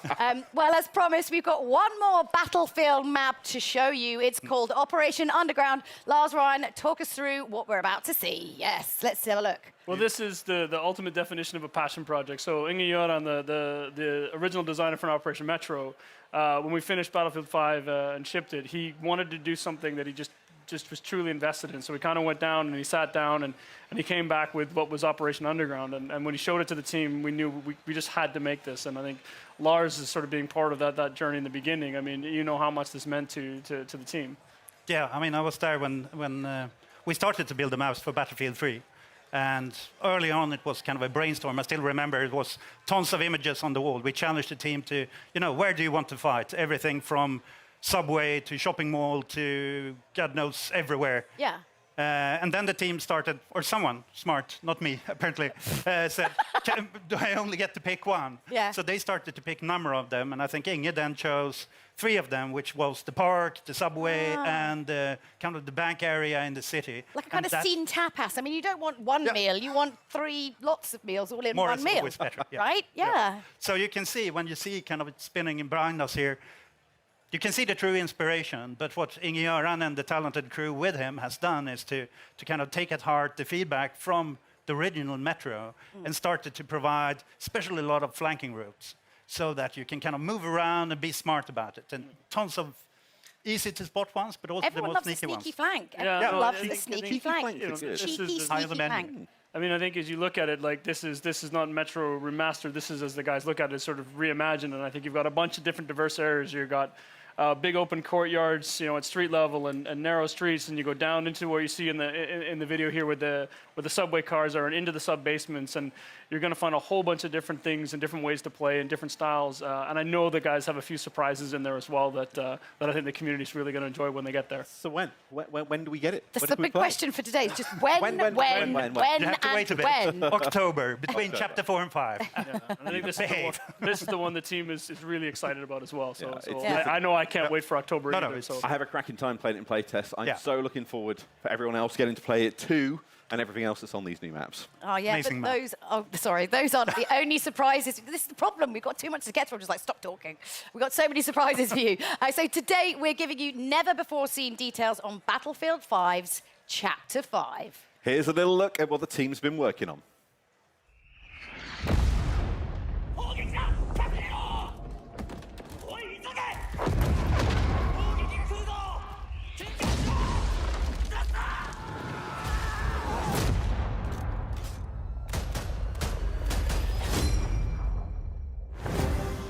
A timeless theatre of war, a new vision. Prepare to deploy to the Pacific.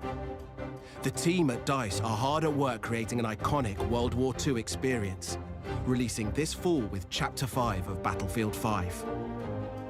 As the US and Japan enter the fight, you'll clash across several battlefields, including a modern take on an absolute classic, Iwo Jima. Since Battlefield began, the Pacific Theatre has been part of its DNA. Now, we're crafting the ultimate reimagining of the conflict. By capturing real-life environments and using the power of Frostbite, we're bringing you the Pacific realized with today's capabilities and technology. Take part in the US invasions as their unstoppable forces charge inland towards unwavering Japanese defenses. Use new amphibious units to pummel the war-ridden shores, and an expanded arsenal to bring your squad to victory. We have a lot more to share about the Pacific and how it will evolve Battlefield 5 later in the year. Stay tuned.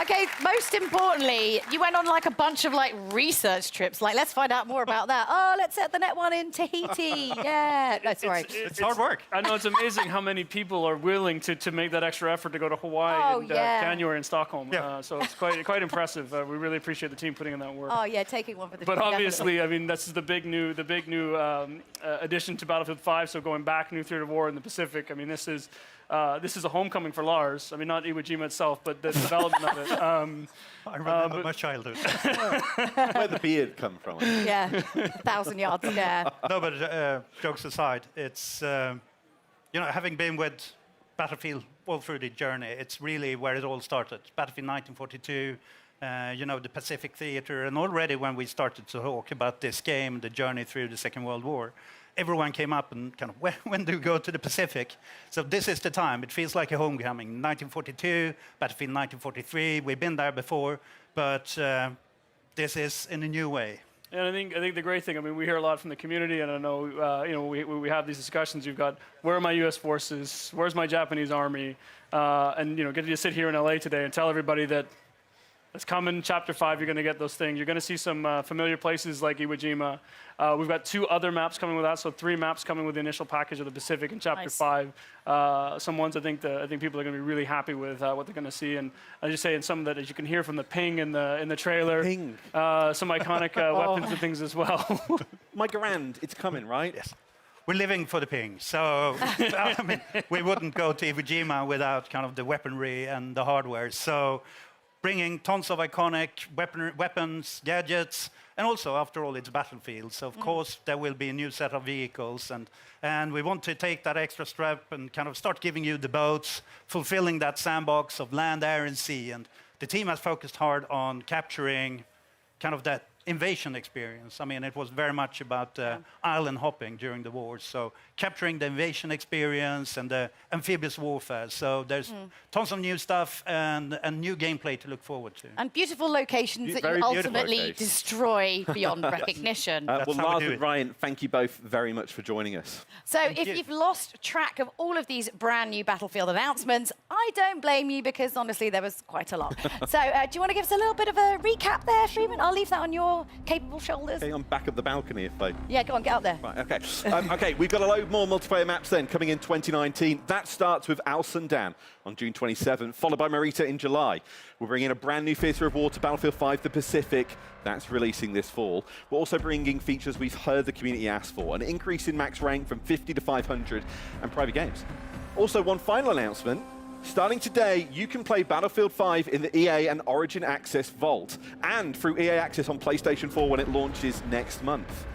Is that everything? I think that pretty much covers it. I guess you can probably stay down here with on the adults table, or whatever. Cheers, everyone. Thanks. That's the Battlefield show. Yeah, I'm Julia Hardy. And I'm Freeman. And if you're in the Los Angeles area, be sure to come and visit us in person at EA Play. Goodbye.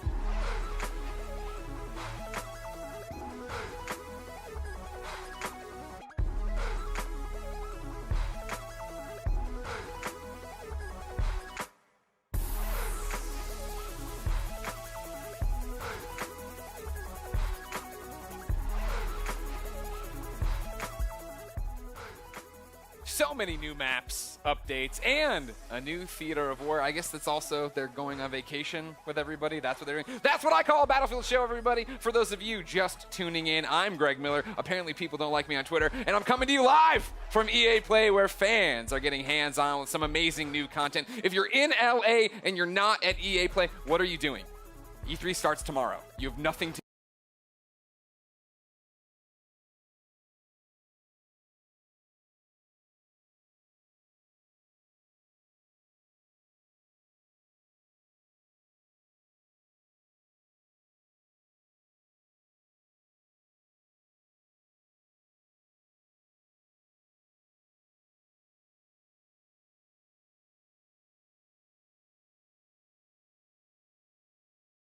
do this. Give me the Battlefront journey from last year. You guys have learned a lot. Sure, yeah. So we'll be going into the delivered the new plan Clone Wars.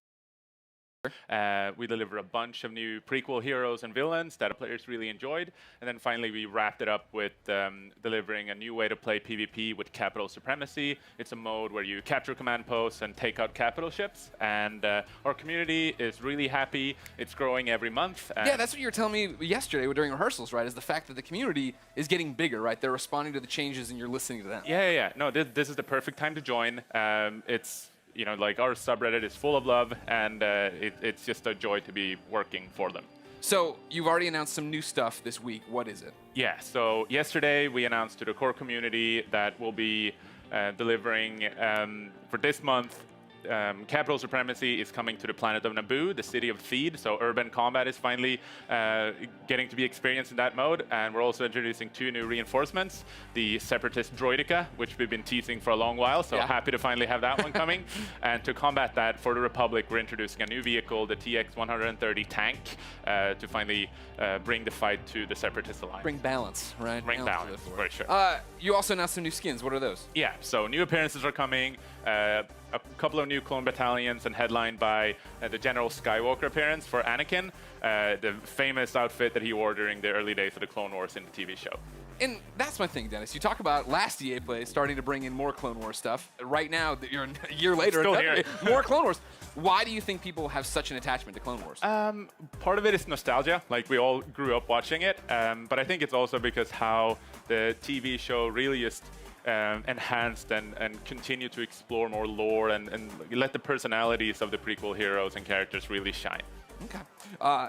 What to you is the future of Star Wars Battlefront 2? So we also announced that the next planet that we're going to, it's another Clone Wars planet. It's the alien planet of Felucia. So we're bringing that to life in the Frostbite engine. It's going to look pretty fantastic. And we also, that planet will be supportive of Capital Supremacy and new ways to play the game, in particular if you want the epic Star Wars battles of Battlefront, but more tailored towards a PvE experience. So. And then again, this nostalgia, it's nice. Clone Wars, great. We grew up on it. What about the new hotness? Are you bringing any of the new trilogy stuff? Are we going anywhere? What's happening? Tell me. Just spoil it right here. EA Play 2019. So we consider Battlefront to be the greatest hits of Star Wars, where you get to play the most iconic heroes and villains and characters from all the Star Wars films. And we'll be back in August to talk more about the rest of the year. No, this is EA Play right now. If he doesn't want to talk about right now, I can punch in Zoom or something, all right? Thank you, Dennis. Thank you. Now it's time to talk about competition of a different kind, ladies and gentlemen. Are you enjoying EA Play, everyone here? Well, it wouldn't be EA Play if we didn't get into a few different things. Alex Golden Boy Mendez is going to be hitting the football pitch with FIFA 20, and we'll be digging into that reveal trailer that dropped this morning with some very special guests that will tell you more about the newest way to play FIFA, Volta Football.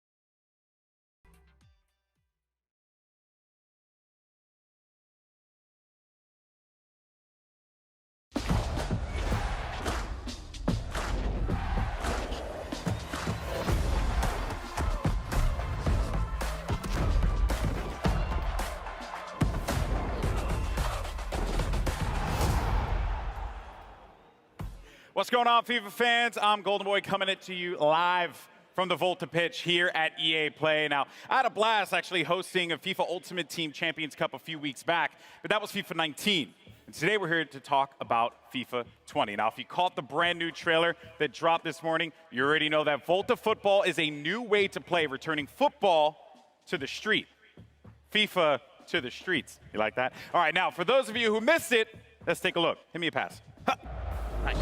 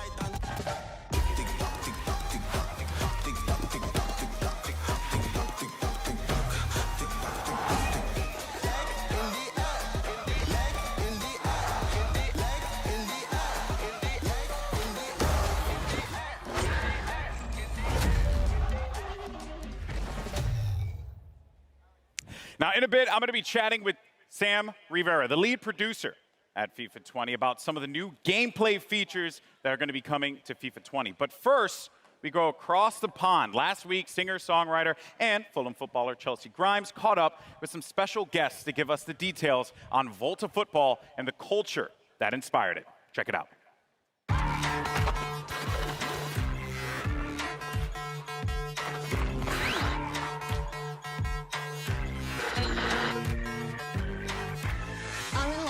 With Volta producer Jeff Antwi and Manchester United and England legend Rio Ferdinand to talk about a subject close to my heart, street football.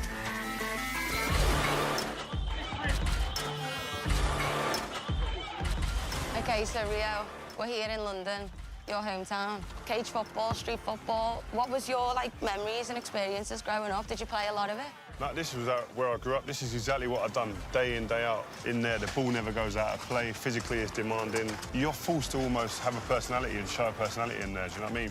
There's definitely no hiding in there, is there? You can't hide in there. So I used to play in the street with all the boys, and it was kind of the same, we'd learn how to bounce it off the curb and use the walls on people's houses as another player. What was it for you that made you want to bring it even into the game? For us, it's a return to street football for the FIFA franchise, and we're really excited about being able to, be in places like this, where it's rooted in the real people, the real places. Authenticity, creativity, culture are all things that we wanted to bring to Volta. Look at that guy's footwork. Yeah, the footwork's it's amazing. That's what you can do in Volta, though. So that's part of the detail in the gameplay. So you can do all these mad tricks like this. Well, just being able to be really skillful with the ball at your feet. Whether it's a classic futsal drag, or being able to play it off the wall to yourself to beat your opponent, or flick it up over your head to create space for on goal. Can you use all the players from the professional teams? Absolutely. So obviously with it being FIFA, we want to make sure that authenticity is at the forefront.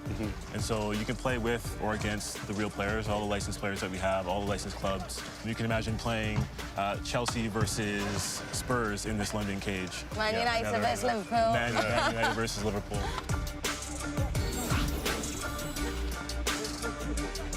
It's physical and technical, it's mad. I played on loads of different places. Where is there to play on the game? So obviously with Volta, it's the world's game, and there's so many locations that you can play with, from a rooftop in Tokyo to a London cage like this, or even an underpass in Amsterdam. So, we want to make sure that what we're building is, real to the space, real to the people. Well, where's the craziest place you play football? I was actually in a camp in LA, and I played a bit of soccer there, I've never played it there before. The pitches are a lot nicer than when I grew up playing in Liverpool. What about you, Rio? Maybe in a favela in Brazil. I went to the World Cup in Brazil. My first one I did as a pundit. I managed to go into the favelas and have a little look. crazy, man. And amongst that was just like a pitch in the middle of it, in a cage. A bit like here, but it's just different setting. Right. What type of football were you playing? We played whoever was there. So you just play with the numbers you've got. If there was 3v3, fine. If it was 5-a-sides, not a problem. Yeah. So what's great is that's Volta. Being able to play 3v3, 4v4, 5v5, playing with goalkeepers, playing without goalkeepers, you know, playing in a cage like this or playing futsal, you know, with more authentic rules. I think Volta does a really good job of representing the diversity of the game, not only the people, but also in the game style. You can treat the wall like your teammate, passing to yourself, or you can be really skillful with the ball, like, you know, like these guys are being.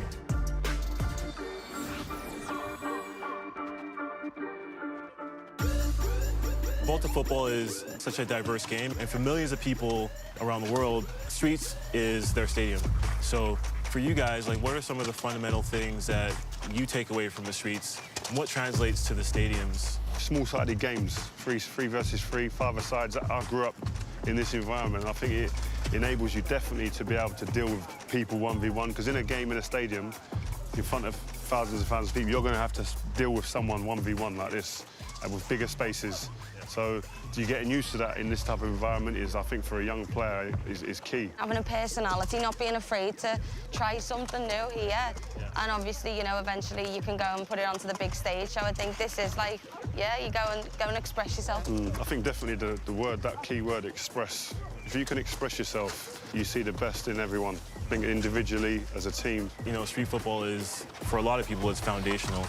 And it translates to, you know, the stadiums. And for Volta, that's kind of how we built the gameplay experience. And so we're really excited about what we can, you know, represent and being able to represent the flair and the style that you guys just talked about. I think a lot of people as well used to always associate like skills and flair without the end product. I think that's what's great about this game, is that end product's always king.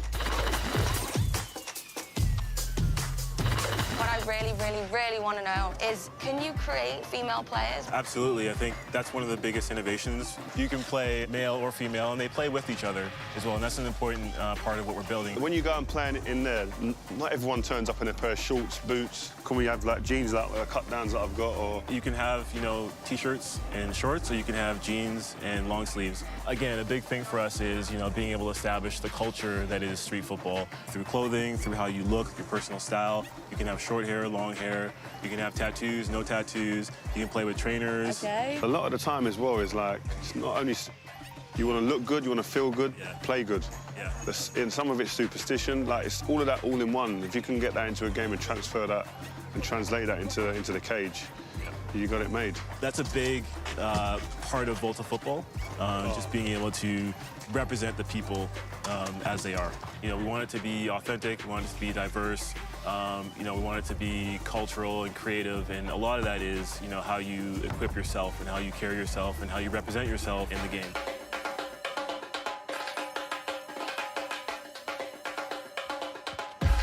Jeff, thank you so much. Rio, it's been a pleasure. I can't wait to play Volta, so I'll see you in the cage. Well, there you have it. Volta football, pretty cool stuff there. Now, I can't wait to get my hands on it later this summer, but to talk to us about the exciting new gameplay updates and innovations that are going to be coming to FIFA 20, we have FIFA lead gameplay producer Sam Rivera here standing by. Sam, welcome. Thanks, Alex. It's great to Let's be here. Give it up. Give it up for Sam. Thank you. Thank you. Yeah. All right. All right. Pleasure to have you here, my friend. Now, here's the deal. I knew this coming into this.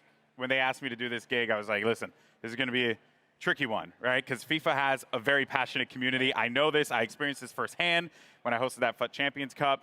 And you and I, we talked a lot about how important it's been for you to engage with the audience, with the fans, with the community on FIFA 20's development. So why don't we dive into that? Tell me about that process and how the community played a role in making this game a reality for you all. Absolutely. Community feedback is a big deal for us. The combination of community feedback and football itself is what inspires us every year to keep innovating and to create the most authentic and fun experience we can. And we know we have a big community, so this year we actually talked to over 3,000 players, from pro players to new players, casual players, hardcore players. And because we know this is a two-way conversation, we released an important Pitch Notes article at the end of May, where we explain a little bit more about how we approach community feedback. So we listen to things like shooting inconsistencies or AI defending. And this feedback, together with our drive to create a more authentic football experience, led us to develop a new feature set that comes together as football intelligence. Okay, all right, so catchphrases are all well and good, Yeah. right? But let's dive into this, right? Because Sure. I want to be able to dive deeper into what all this means for the player. What does football intelligence mean for the folks that are going to be playing in a few months? Sure, football intelligence is a combination of features that improve the three main components of the match: on the ball, off the ball, and the ball itself. And this year we're innovating in those three areas. On the ball, we're enhancing the one-on-one moments by giving you new attacking and defending tools. Off the ball, with a re-architected game flow, we're giving players more time and space on the ball. And for the ball itself, we have a brand new ball physics system that elevates the authenticity on every touch. Okay, so you mentioned off the ball first. That's something that, I'm assuming you're talking about computer control players there. And this is a big topic within the community. I know. How those players interact with you when you're playing the game. So, yeah, I mean, what is off the ball? What does that mean for us? Yes, so off the ball, if there's something that is really going to change how the game plays, is the re-architected game flow. This new game flow was designed to give more time and space to the dribbler and create more one-on-ones. A one-on-one is one of the most interesting parts of football to watch or to play if you actually play the sport. And in FIFA, it's going to be the time where user skill is going to make a difference. And while we're creating more one-on-ones, we're also encouraging more user-control defending, and we are reducing the amount of AI defensive support that you get from your teammates. Okay, all right. So you really want to influence the player to be engaged in that process. And I know it seems like we're kind of just throwing questions out here, but because I'm curious, I'm really interested, right? When I have a controller in my hand, what does this feel like? What extra space is being created with this more player-controlled approach? Yes, first of all, the re-architected game flow allows us to encourage smart technical build-up based on skill. So when you score a goal, you feel like you really worked for it. And because you mentioned space, yes, spacing is actually one of the biggest benefits of this system. You will see how your teammates spread around the pitch in a more authentic way, allowing you to read the game better and also giving you new ways for you to create your own scoring chances. And visually, just the game looks much more like real football. Yeah. So my AI teammates are going to be way more helpful for me because Lord knows I need that. All right. Which I think a lot of us feel the struggle there. But now, what about the player, me? Right. As I'm playing this game, what new tools do I have that I could put out there on the pitch? Yes, so football is all about the decisive moments on the ball. And now that we're encouraging those moments, we're also giving players the tools to make sure those moments are in their control. Okay. So there's 4 features that I want to talk about: composed finishing, strafe dribbling, control tackling, and the new penalty kicks and free kicks. All right, so 4 big topics. Yeah. Let's just dive into this. Composed finishing, what do you mean by that? Sure. We received feedback from the community regarding the difficulty to finish in front of goal. Okay. So in FIFA 20, with the new composed finishing, you're going to experience more clinical and consistent shooting when you're in a one-on-one with the keeper, for example. And if you try a more difficult shot, let's say a volley from outside of the box, then you're going to have more chances to miss. So overall, we are improving the fundamentals of shooting to provide a more authentic experience. And we also listen to feedback about time finishing. And we are very confident that the changes that I just mentioned to the fundamentals of shooting, in addition to some tweaks that we're doing to the actual time finishing mechanic, are going to give you a more satisfying shooting experience, whether you time your shot or not. We are actually just releasing another Pitch Notes article about this topic. If you want to know more information, you can check it online. Okay, so a whole topic just on this alone, which is very dedicated there. Now, you also mentioned another attacking tool, which was strafe dribbling.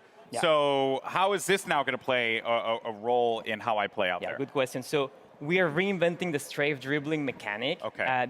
This tool adds more dimension in attack, giving you more control, more precise and agile control of the ball when dribbling.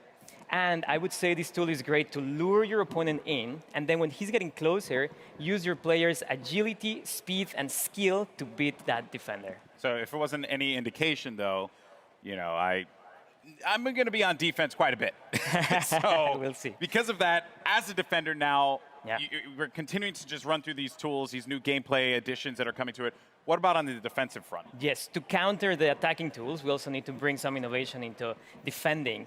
the new control tackling system, which uses the sophistication from the active touch system from last year, is going to improve your players' tackling ability to ensure you win possession back more often than ever when you tackle in the right context. Okay, and then the most intense, nerve-wracking moment in any game of FIFA, me and my boy Rob, we went, this is an everyday thing for us.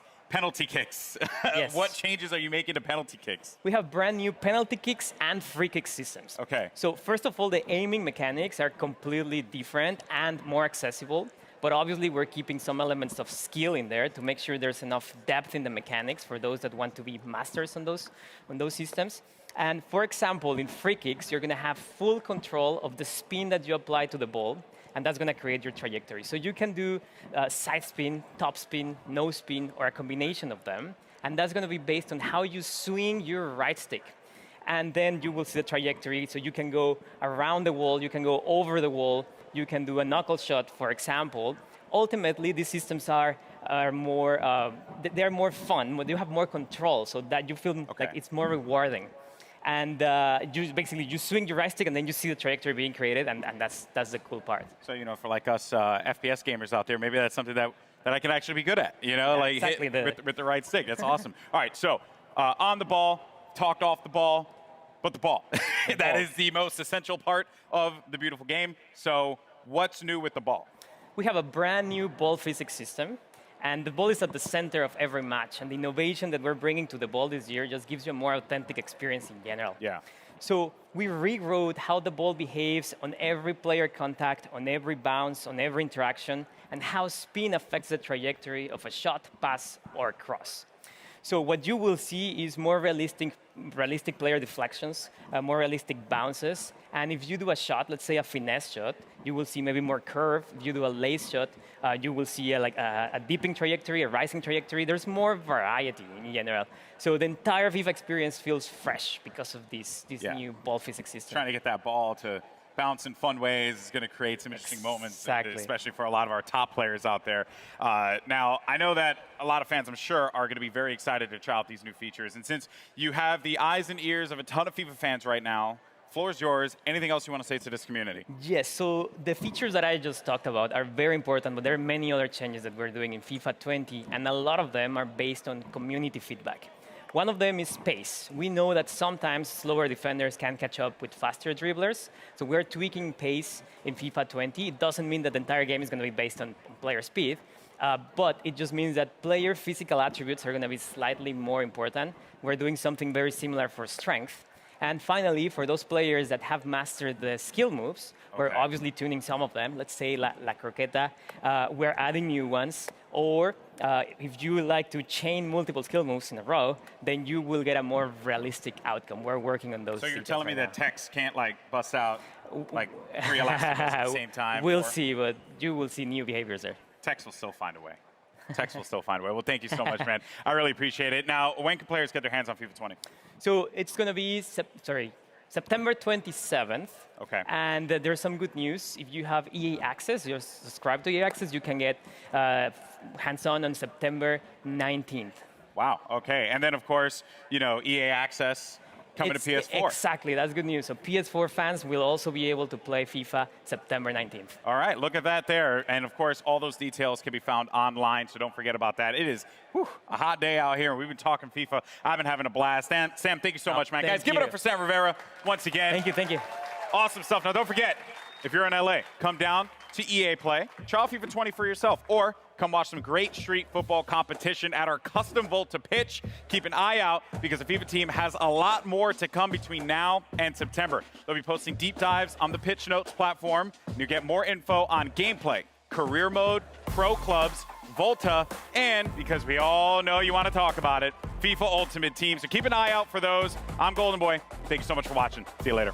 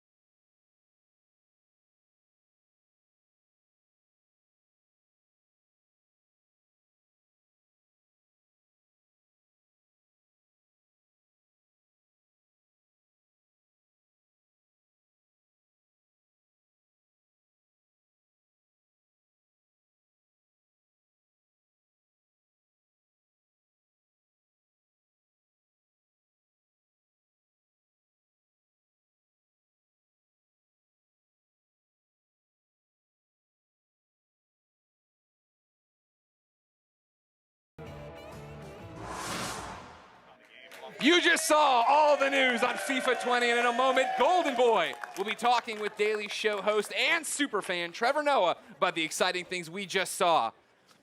Do you think it's weird that Golden Boy gets to talk to Trevor Noah and not me? How are you? Hey, well, you know what? Get out of here. Go. Go away. Jeez. But first, we've got a very special message about EA's Play to Give campaign, so let's check it out.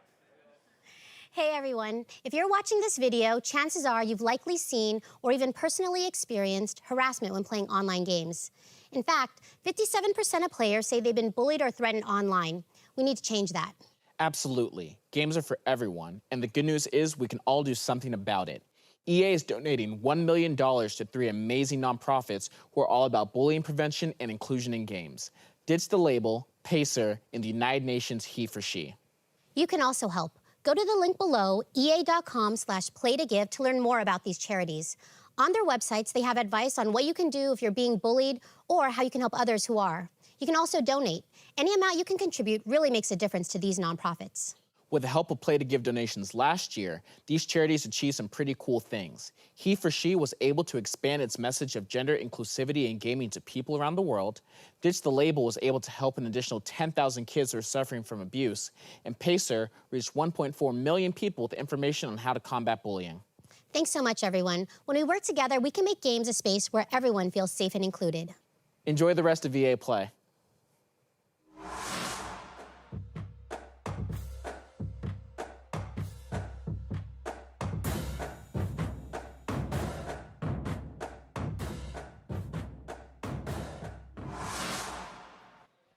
Hey, what's going on, everybody? Golden Boy here at EA Play once again. And just so you know, it's always good to give back to a great cause. You can find out more info about Play to Give online. Now, everybody, welcome to the EA Play stage, the host of The Daily Show, FIFA superfan, Trevor Noah. Thank you for having me. Thank you so much for coming out, man. Are you kidding? And, you know, when they told me about this, so Greg obviously very salty he didn't get to do this interview. Haha. Stuck it, Greg. So I understand you are a massive fan of FIFA. Well, I'm not a FIFA fan. FIFA is my full-time job, and then I do other things to sustain the habits. That's Okay. pretty much me. Interesting. Yeah, It's when like you you're on when TV you like really every play day. FIFA, you don't say that you're a fan. That's Yeah. just what you do. That's fair. Like Raheem Sterling is not a fan of Manchester City. He plays for the team. I play FIFA professionally. That's what I do. Okay. Yeah, that's my job. Okay, fair enough. Fair enough. It's kind of crazy for a guy who hosts a show called The Daily Show that you play FIFA on the daily, and yet you have to work, and yet that's not your full-time Well, luckily job. there's night. There's nighttime as well. You gotta allocate your time properly. Okay, that's what interesting. you do. Trevor Noah time doesn't sleep. management. Yeah, that is confirmed. All right, so who's your favorite team again? Who's my favorite team? My team. Who's your That's what Ultimate Team is all about. Oh, really? Yeah. Okay, really? Come on. Really? That's where you're gonna go? Why am I gonna go and support one team when I can create the best team ever? You know? Okay, I feel like Yeah. you just don't want to draw any battle lines. Oh here. no! When it comes to the English Premier League, I'm Liverpool through and through. You know, I'm Okay. excited for what they did. Yeah, pain in Kiev, joy now. And then you know, when it comes to Europe, I switch and I play with different teams. You know, because I get to enjoy just the players. But in the game, my team is the team. Okay, so then who's like your big player on your team, on your ultimate team? It depends. It changes depending on what card comes out. So for me right now, Syria Gomez, small little man, does major things. One of my favorite players in the game. I know this is a weird one. Right back Almeida, one of my favorite players. Just like I like playing with weird characters that no one else is playing with. Because Okay. everyone out there is going to be playing with like 92 Vieira. Everyone's going to be trying to play with Gullit in the middle. And it's just like, who can you play with?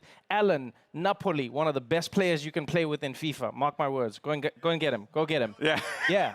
You just got to get like the weird players that no one else likes. And then like when you meet Yeah. them with your team, they don't know who the players are. They don't know how they play. And that's what makes FIFA such an amazing game for me is the customization. Dude, I tell you right now, blown away and very impressed. By the way, Trevor Noah, man, just dropping the knowledge out thank here. you, man. Thank you. Trevor, I know this was a brief one, but I want to thank you so much for coming out to EA Play, Thank my you so friend. much, It's been man. a I'm blast. excited, man. And, you know, FIFA 20 is playable here, and we have to have a match. I think you and we have to have a match. Well, we won't have a match. I will school you. Okay. There won't be a match. Okay. Yeah. We can play together, Yeah. and then I will teach you FIFA. I kind of set myself up for that one. All right, well, Greg, back to you, buddy.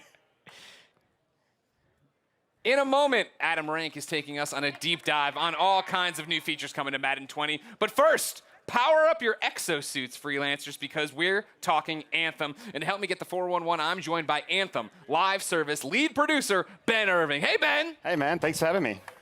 Thank you for coming. I can't believe you're really here. The subreddit flipped out. I flipped out on Kind of Funny Games Daily. No Anthem at EA Play. What's happening? Of course we're going to come to EA Play. We've got a booth out there with lots of fans coming through to play it.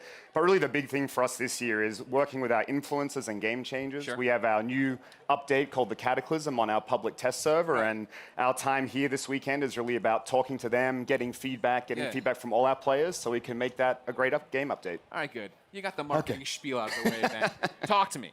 It's been a interesting 4 months for Anthem. It's been an interesting 4 months. What have you guys learned? What are you pivoting? What's happening?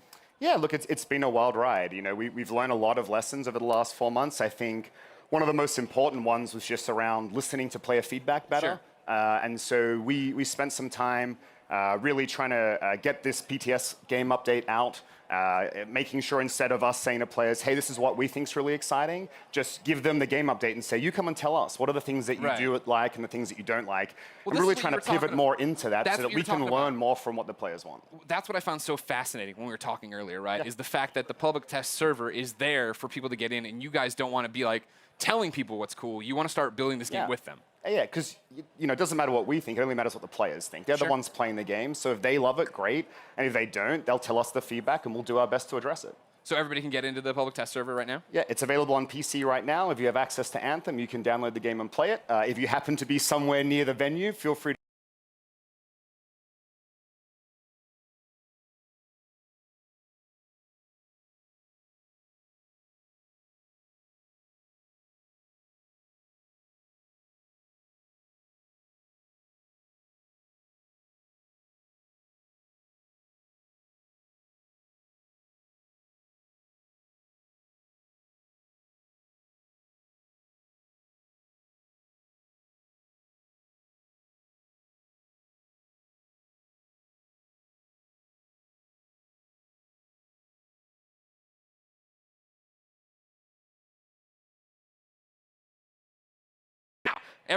Everyone get excited because up next we have Adam Rank bringing you an exclusive first look at Madden gameplay with deep dives into the new X Factor abilities, face of the franchise, and more. So keep it here at EA Play.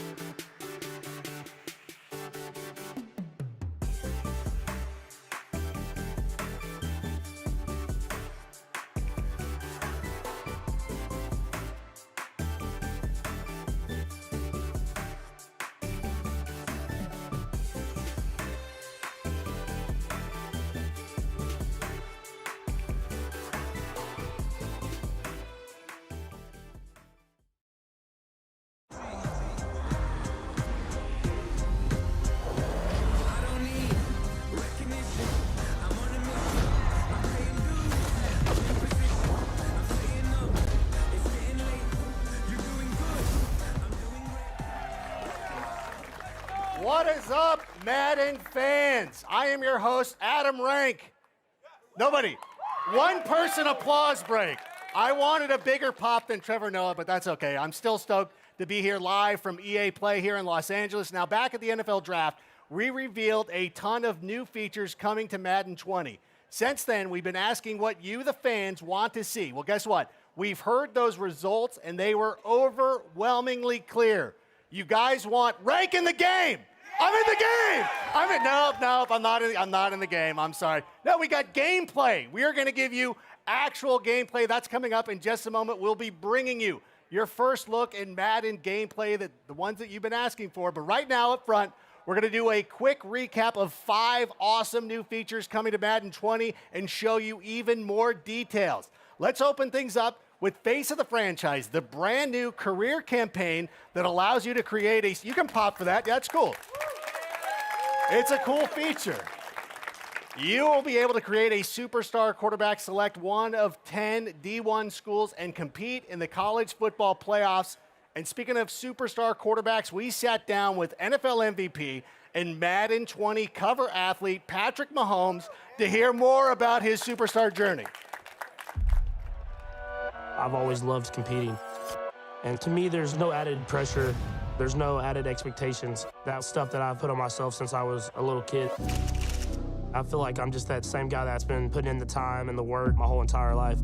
Now it's about pushing myself every single day to get better. It's about passion. I'm going out there having fun. You have to make sure that you're just evolving and never being satisfied with where you're at. Coming into the league, it seems like every single year there's some different guy that's just faster and stronger and bigger. And so you have to find different ways to get better, and those are the guys that find ways to win in the end. Every single year from college to come into the league, and as my career goes on, I just keep getting better and better at the approach from each play and recognize what you have to do to have success. The first time I ever ran out the tunnel in front of that crowd, it was a surreal feeling, and I'll never forget it. My expectation was to win the Super Bowl, and I fell just short of that. You use that stuff as motivation. This is just the beginning. Oh, wow, Patrick Mahomes. Give it up. He's amazing. He's an amazing quarterback. He's living the journey that you'll be taking on in face of the franchise. And joining me right now is Madden Community Manager Israel Cruz, a.k.a. Agent K, to give us a little bit more information on face of the franchise as well as some of the other exciting features that are coming to the game. What are you doing? Hey, Adam, it's great to be, you look a little crispy up top. A little bit. And, me too, so I brought As you a one bald as well. American, I appreciate kind you of doing keep it that for way, me. but yeah, for this I part. wear a 7 3/4. Although there's a guy in a Khalil Mack jersey. Take off the Chiefs cap. Put this on. Hey, there you go. Don't give away those secrets. You got to All protect right. the noggin, man. Yeah. You got to It's protect good to the see you, noggin. though. Hey, it's Thanks good for to see coming you too. Thank you so much. Over the last few weeks, we've been talking about Madden 20 on live streams, and it's been great. Our community has been really engaged, and we've been asking them questions. What do you want to see here at EA Play? Right. And this is the culmination. We took their feedback. We're going to talk a little bit about those things. And regarding face of the franchise, our players wanted to see an NFL draft experience, kind of like what's going on. So Right. you'll see on one of these screens right here, what's really great is you're going into the NFL draft sequence right here. You're in the green room. Your player's a little bit nervous, representing the Texas Longhorns, go Horns, and hasn't finished that cheeseburger right there. So It's still Los Angeles. The Rose Bowl from a couple of years ago, it's still looming large, though. So be cool with that. Well, listen, don't get mad at me. Just stop Vince Young. All right, so here's the thing. So this is all awesome. I love the detail there. Once you get drafted, you're now in franchise mode and all that stuff. And I hear the Pro Bowl is coming back too. What else should Madden fans know? Yeah, so it's really cool. The Pro Bowl is back in Madden 20. When you're going to go ahead and install the game, you're going to be able to play the Pro Bowl, get your hands on those superstar X Factors, play with them a little bit. But our franchise players are wanting to see more about the scenario engine, and we're going to show a little bit about that. Now, the scenario engine, what it does, it brings dynamic quests, kind of dynamic challenges into the game that help you improve your player and their ratings week to week. So that's pretty awesome. But you said it earlier, people want to see more about gameplay, so we're going to go ahead and talk about gameplay. Is there a blog where they can check all that stuff out too? Yes, there is. We've written quite a few blogs. We have Gridiron Notes, which you can go ahead and search the web. You'll find those. But we also have a franchise deep dive blog that details everything out coming to franchise in Madden 20. Okay, for all the play callers and armchair coaches, what else can they look forward to? Like real estate, it's like location, location, location. People want playbooks, playbooks, playbooks. Of course. Now, this year in Madden 20, we're having RPOs coming into the game, which are run-pass options, which is great. But not just that, but our players have been asking for new formations. So right here, we have out of the Raiders playbook, a unique formation, which is actually called single back double off close. And what's great about this is a PA sweep play we've got going on right here, which is absolutely great. Our players are excited about that, but what I'm excited about is that throughout the course of the season, we're going to go ahead and evolve those playbooks, and as things happen in the NFL, we're going to bring that stuff to the NFL. Yeah, I see the one Derek Carr fan out there was very excited to see that Raiders playbook. And I know that we've got a lot of, two Raider fans. Wear a jersey next time. I can't identify you without it. It's okay. Listen, I'm talking to Israel, though. Here's the thing. Now, we've got a lot of Madden Ultimate Team fans in the house. Am I right? Yeah, right? Awesome. They want to know more about the content that you're going to be bringing to the table. Tell us a little bit more about those Ultimate missions. Yeah, so Ultimate missions are great. A lot of times our Madden Ultimate Team players, when they log into the game, they're always trying to find the most up-to-date content. So one of the things this year that we're trying to do is provide them kind of a guide, an information hub, so then when they log in, they're not spending all that time looking in different areas. They can get the player items that they want for their team to make the best squad possible. Hey, I heard that. So one of the things that's absolutely great, let's say Khalil Mack has an amazing game on Sunday. You know, you log into Madden, you log into Madden Ultimate Team, you want to be able to find it. So basically, we're going to go ahead and provide you that information guide, that step-by-step process, so you can get that item on your team. Now, the Khalil Mack fan sitting here loves hearing that. The two Raider fans over here, not so much, whatever. We appreciate That's a little too what you soon. guys, I know, that's talk about the Rose Bowl being too soon. Yeah, we love the Raiders. I love John Gruden, what he's done for our team. Now, the thing that I'm most excited for, though, is the superstar X Factor abilities. These make the superstars, play like superstars. And you're going to give us a little bit of a reveal on some of these abilities? Yeah, so our players have been asking us to go ahead and talk about these superstar X Factors. The first one we're going to reveal is Alvin Kamara, which is great. He has in-zone abilities. He also has superstar abilities, and we're going to go ahead and take a look right here. What's cool about his zone ability is called Satellite. You've heard of Satellite backs, right? I know what it is. Yeah, okay. Thank you. Yeah, I mean, these guys but are... explain it for everybody else. Yeah, so at the end of the day, I mean, you guys have seen the tape. Out of the backfield, Kamara's a deep threat as a wide receiver, as a receiver. It's crazy. He's absolutely amazing out of the backfield, but he also has superstar abilities. So those superstar abilities are matchup nightmare. So basically, you're going to go ahead and have better opportunities to go ahead and catch the ball against linebackers and DBs, and also better route running. I mean, he's absolute beast. And he also has running back apprentice. What running back apprentice actually does for him is that it allows him to have 4 additional hot routes anytime and pre-play adjustments. Love that. Now, listen. Everybody who knows me knows I'm kind of a dumb guy. So can you explain the difference between zone abilities and superstar abilities? Yeah, so for zone abilities, we talked about satellite. So what's going to happen is in-game, you're going to go ahead and get some in-game objectives on how to go ahead and get your player in the zone. And, Clint's going to talk a little bit here about how you're going to be able to knock them out of the zone. But the thing is that superstar abilities, what that's going to allow you to do is that they're always available, they're always on, and not just that, but it brings like a unique, authentic feel to that specific player. So with Kamara, one of the things that we were actually showing right there is that it's going to allow him to go ahead and do some amazing things out of the backfield. It's just another level of authenticity is what's everything. Totally. I mean, our players have been asking us for a long time. They want the players to feel like NFL superstars when they're on the field, and we want to give that to them. Okay, now to help us get even more down and dirty and some of those details on X Factor abilities, I want everybody right now, this is serious, put your hands together because joining us here on the stage here in just a moment is one of the best wide receivers on the planet from the Pittsburgh Steelers, from the University of Southern California, a hardcore Madden fan. Ladies and gentlemen, all the way in the back, give it up for Juju Smith-Schuster.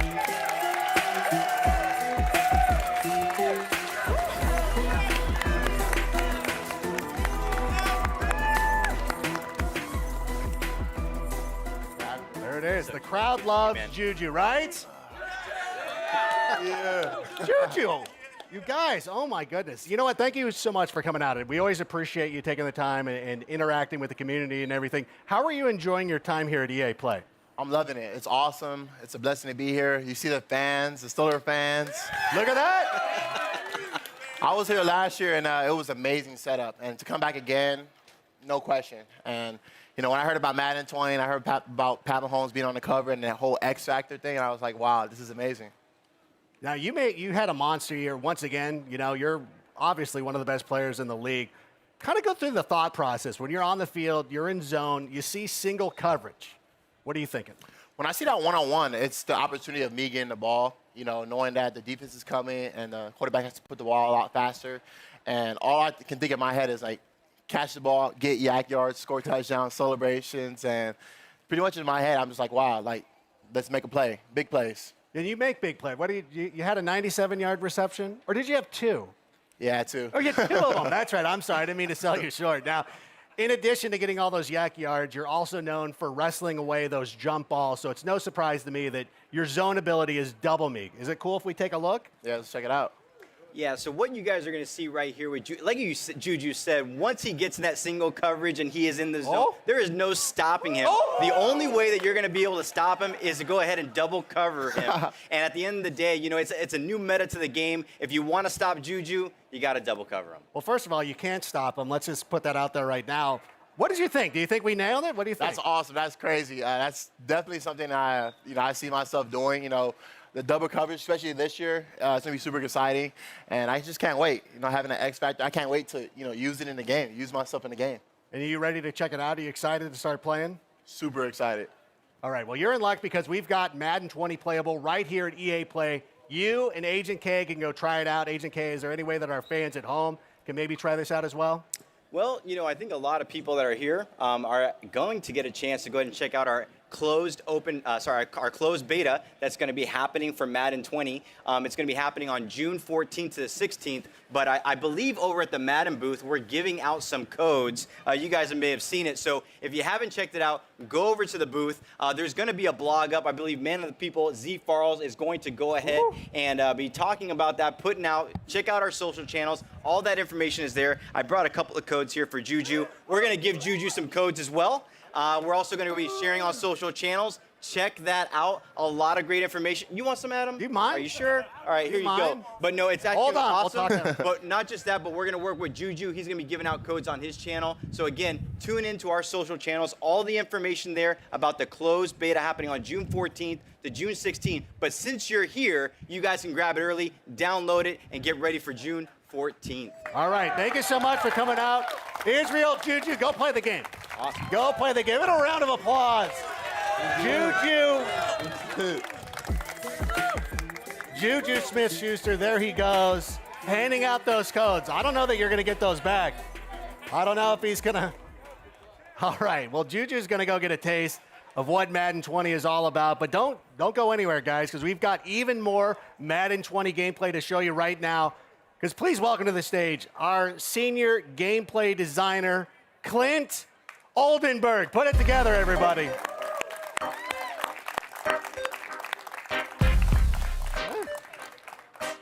Yeah. Keep it going. Good to see you. How you doing? Wonderful. Oh, my gosh. Thank you so much for being here. Now, we've seen those X Factor abilities, but I want to dig a little bit deeper. Tell me a little bit more about how they impact gameplay. That's a great question. I'm going to follow it with a question for you first. Okay. And I'm trusting you to give me the right answer. You got it. What are some reasons you like to watch football? I like yelling at my fantasy players. That's a good one. Okay, yeah.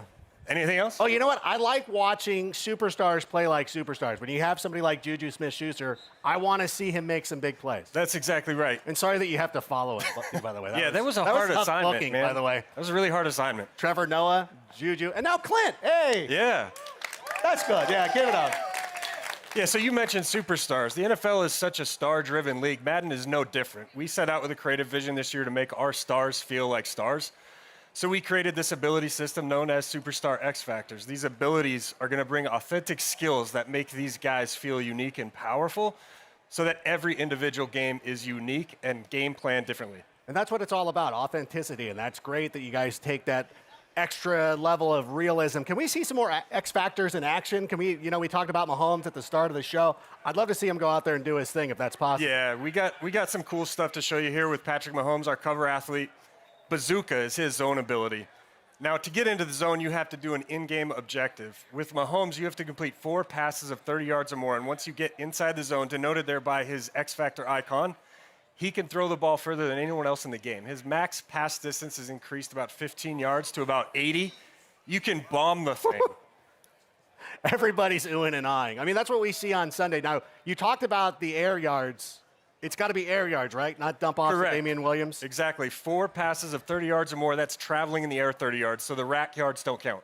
And this all makes sense because obviously Mahomes has a hell of an arm, but can all quarterbacks make throws like that, or is this just exclusive to him? Bazooka is exclusive to Patrick Mahomes. I mean, he's got the big arm. He's on record as throwing an 83-yard pass. We may be selling him a little bit short. But this is not a gimmick ability. These things are inspired by their real-life skills that make them special. So that's his zone ability. Does he have any others? Yes, he also has superstar abilities. As an X Factor, one of our better X Factors, he has a zone ability and then superstar abilities. We're going to break down his loadout right here.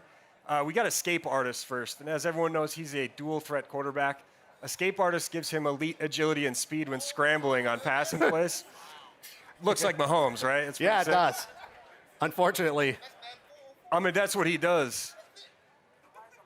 And then Dashing Deadeye gives him perfect passing accuracy when throwing on the run. So it's a nice little combo there. Perfect passing accuracy is the best accuracy you can have in our game. And then here's the red zone. Yeah, red zone Deadeye. If you watched him last year, you know he was deadly in the red zone. When he's inside the 20-yard line, again, perfect passing accuracy. Lastly, no look Deadeye. I'm really excited about this one. He's going to have perfect accuracy. The only quarterback in the game at launch to have perfect accuracy on crossbody throws. Exclusive to him is the no-look signature Mahomes animation. That's his signature look. That's exactly what he does every Sunday, and everybody gets upset about it. And this is the thing, though. I know Mahomes, I get it. He plays like a star. But come on, this is kind of a lot. Is he unbeatable? If I'm on the other side of the ball, like, what can I do to stop him? Man, you must play Madden, because that's a question our players are going to want to know. It's frustrating. Yeah, it's a chess match. So just like in the NFL, the way to shut down a high-powered passing game is pass rush. The defense is going to have knockout conditions when these guys are in the zone. You're going to see here Mahomes with his X-Factor icon lit up. He's in the zone. Von Miller's going to sack him. The objective for the Broncos in this game, sack Mahomes, knock him out of the zone. So each team's going to have ways to counter each other. So again, it's authentic football conditions. It's a chess match. It's all that stuff. Exactly. And if you pull that objective off, you knock him out of the zone, then he has to go through his objectives again to get back into the zone. All right, well, that's a little bit reassuring. I'm glad that there's some checks and balances that go along with all that stuff. But we all know, and I know you're an offensive guy, but defense wins championships. We've seen what the offense can do. Let's talk about the defensive side of the ball. Yeah. You know who I want to see? One of the most incredible athletes in the NFL, regardless of position, Aaron Donald. What's he all about? Yeah, man, Aaron You Donald can pop is Aaron Donald. Scary. Yeah, give it up, Aaron Donald. Aaron Donald is scary. So I played offensive line when I played, and I knew I couldn't block him. That's why I'm sitting in this chair. So he's reflected pretty well. He's got his own ability called fearmonger. Okay. What makes him special is when he gets in the zone, he can actually apply pressure penalties to the quarterback even when he's engaged in a block. Typically, those penalties only occur when you're free rush, unblocked to the quarterback. He does it while he's blocked. We're going to take a look at some of these. He also has superstar abilities. You're going to see these in the video. There was the pressure penalty applied to the quarterback. Right. In addition to that, he has pass rush elite. That's a superstar ability that gives him quicker, faster pass rush shed moves as a pass rusher. And then under pressure, makes those penalties he's applying to the throw power and throw accuracy of the quarterback more punitive. So he's quite a disruptive pass rusher. Because that's one of the things, too. It's not necessarily, especially with somebody who's playing defensive tackle, it's not somebody who's always going out there and getting sacks. It's guys who are going out there and also getting pressure up the middle, pushing offensive linemen into the face of the quarterback. Yeah, it lends itself to more strategy in the game. You got to know who you're playing against. You got to know who you're playing with. Like I said, it's a chess match out there. And then one important note here with all the passing abilities, you said Mahomes seemed really powerful.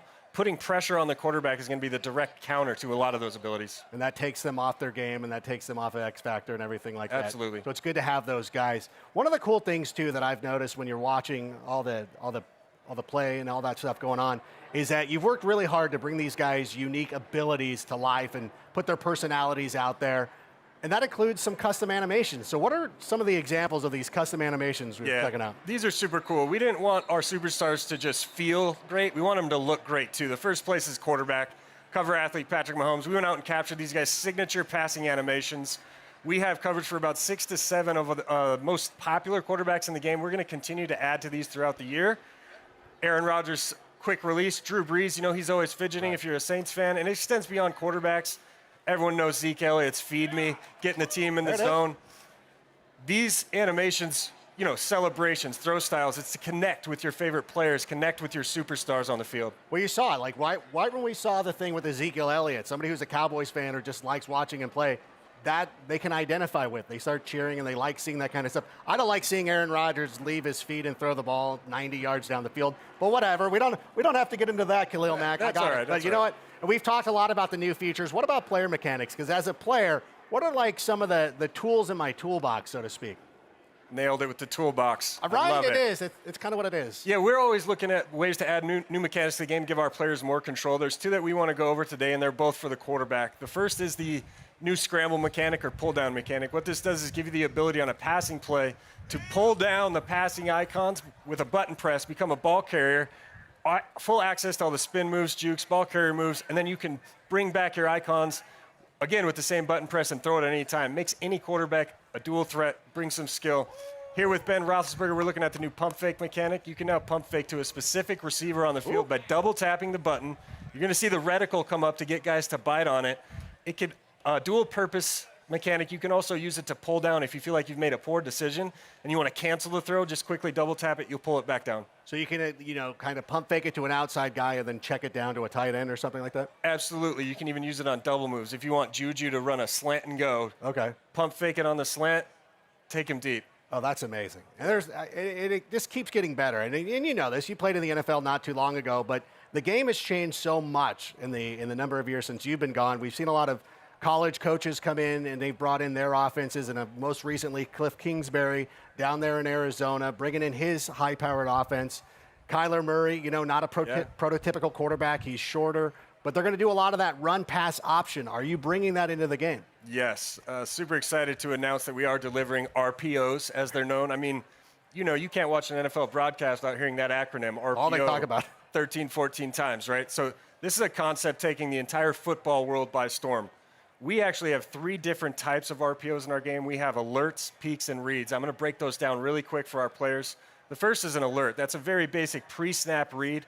You're calling a running play, and you're going to look at what the defense is aligned in. If you think you can run the play, you just call the play, you hit nothing, you'll hand it off, and away you go. However, what's cool about those plays is you can branch out of that handoff at any time just by hitting the receiver icon and throw it if he's open. So that's a really cool way to be creative on offense. And then there's 2 other types. The peak, more similar to a read option. You're reading a single defender on defense, looking at his behavior after the snap. If he bites on run, you can pull it out, throw to your receiver, and if he sits back on pass, you just hold the button down, hand it off to the running back, gain yards on the ground. Lastly, the read. This is more like the traditional triple option play. You're going to read 2 to 3 defenders after the snap, look at their behavior, then decide if you want to hand it off to your running back, keep it with your quarterback, or throw it to the receiver.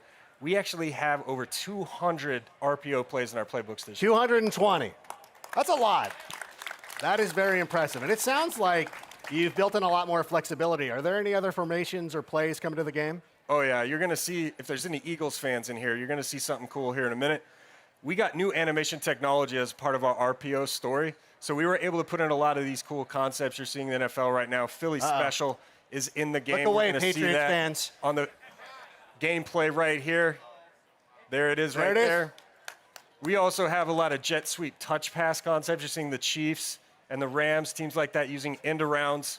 You're going to see a lot of fresh, unique content in the playbooks. And the cool thing is, we're going to be updating the playbooks all season long to make sure that we're staying up to date with the NFL. This is all amazing. Thank you so much, Clint. I cannot wait for this game. And we've dropped a lot of awesome info here about Madden 20 here at EA Play.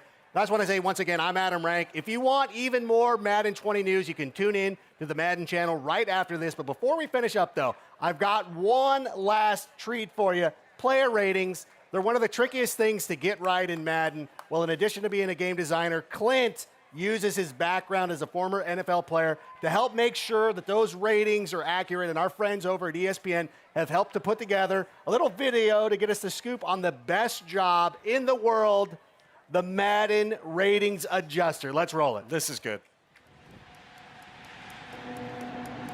Sounds loud enough to reverberate across the Rockies. They're ready for football in Denver.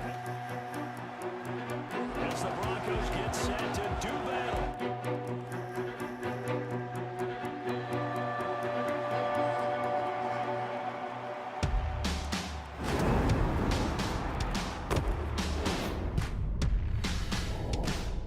A 90 overall? Yeah, y'all got my jumping weak, bro. I seen that. My Madden rating is horrible.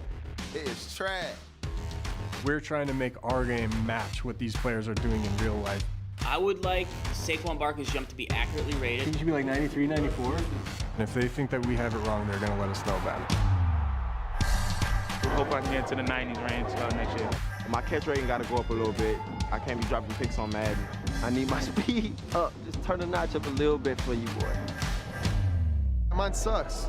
Who does my Madden ratings? Hey, Clint, raise your hand, Clint. Yeah, I'm coming to you. I'm Clint Oldenburg, and I'm a Madden Ratings Performance Adjuster.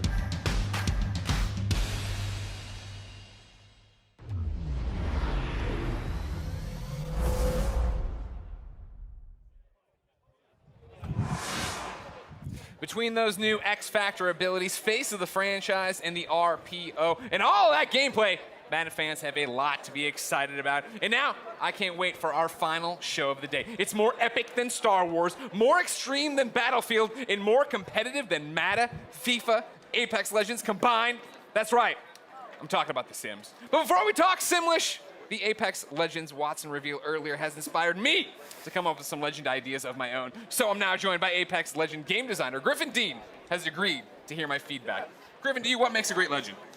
So in a lot of ways, it has to do with the way that they interact in the ecosystem of characters and a lot of sort of creating interesting interactions and choices for players. So a lot of it has to do with sort of the way that the legends work together as a unit rather than them individually. All right. Yeah. Well, I didn't really base my picks or my descriptions on that, but I can work on the fly. All right. Let me first off tell you about the Grabbler. The Grabbler? Right, the Grabbler. He I likes like- to take things. He- Right? okay. He takes things. Okay. So he could be taking people's ammunition. Okay. He could take that, you put your pings up, he could take away pings. Okay. Is he a kidnapper, you might ask?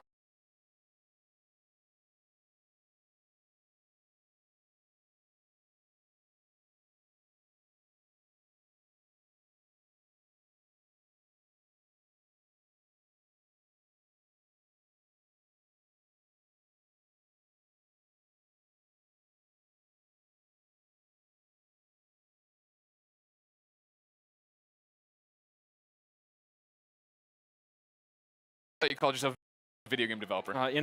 You're Respawn. This is. What about Portillo?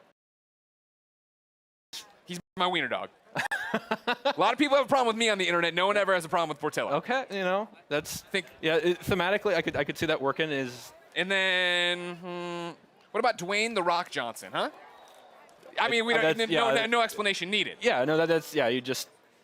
I feel like there'd be a lot of wrestling involved. Well, I mean, he's very versatile. That's true. Now. That's true. I don't think you understand The Rock anymore. Go over there. Okay. Get to work on these ideas. All right. Vince said I had just a blank check. All right. All right. Go do your thing. Will do. You. Hey, if it isn't Golden Boy himself, how you doing? You killing it? I haven't gotten to see you today. I know a little bit about Dwayne The Rock Johnson. Yeah, I know. Titan Games, NBC, whatever. Just You're saying. Big time now. You're a big deal. Just throwing it out there.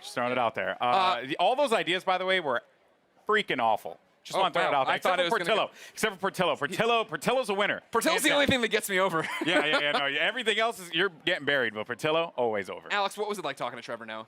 Hey, Trevor Noah is awesome. Did not expect him to be as hardcore of a FIFA fan as he was. I said on Twitter, he schooled me straight up. I respect that. You know. Yeah. I like going toe to toe with a fellow wordsmith on the stage. You know. All right, fine. Ladies and gentlemen, what did you think of Trevor Noah? Let us know in the chat. I'm sure someone's looking at it. But right now, we are not done yet. Everybody get excited because we're finishing EA Play Strong with an in-depth look at what's new for The Sims 4, including the world-exclusive reveal of a brand new pack. Yeah. Stay tuned.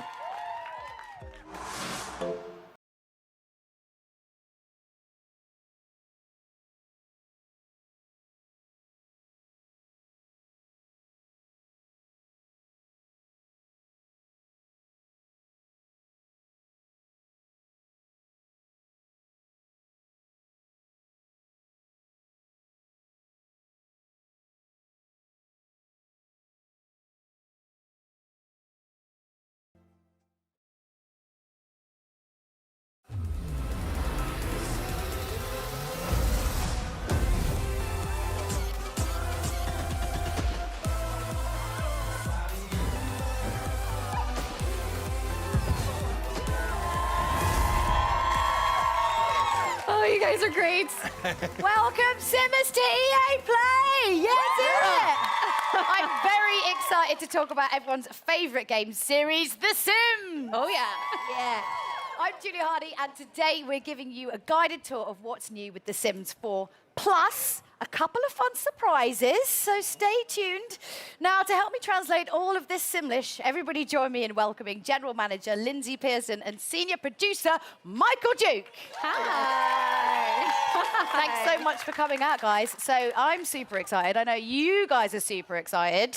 Yeah, absolutely. I've been with The Sims a long time, and this is one of my favorite things to do, is come out and see all of you and tell you exciting things. Absolutely. And I mean, it's going to be a big year for us. It's actually, we're celebrating 20 years of making The Sims this year. Yeah. And Lindsay and I keep debating it, but I think this is going to be the best year yet. I think it might be. Well, I mean, really what we want to know is, what have you got for us? Come on, tell us everything. Of course. Well, it is EA Play. We couldn't come empty-handed. So we'll start with our big one first. I'll let you take that. Absolutely. So we have the next expansion pack for The Sims 4, Sims 4 Island Living. Let's check out that trailer. Yeah.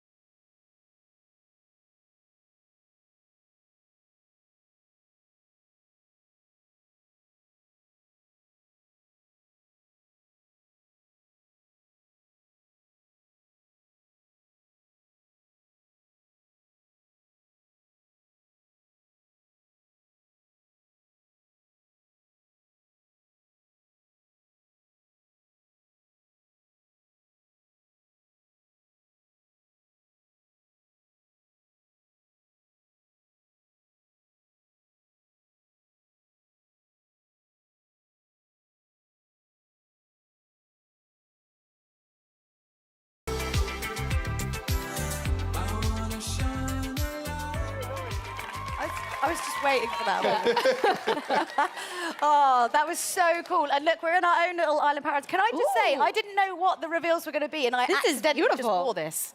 Super weird. And obviously, you know, talking about fashion, there's a lot of island fashion in there.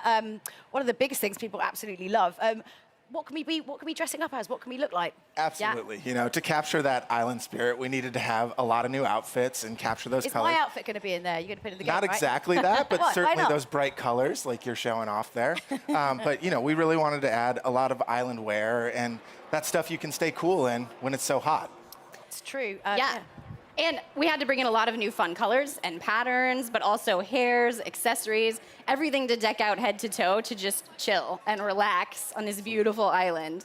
I mean, look, that's some amazing fashion right there. But what if, you know, I'm getting a little bit hot. I'm not someone who likes to dwell on a beach too much. Yeah, what if I want to go in the water? What's going to be happening there? So we're very excited. So for the first time in The Sims 4, our Sims are going to be able to walk right into the open water. And we're opening up Yes. open water gameplay. Just been teasing the water. Yeah, At well, this point. It's them. I mean, like you saw in the trailer, she walks right in. Our Sims are going to be able to do that, and you can snorkel in the water. There's swimming, floating, and there's also those pretty awesome aqua zips if you're in a hurry to get where you're going.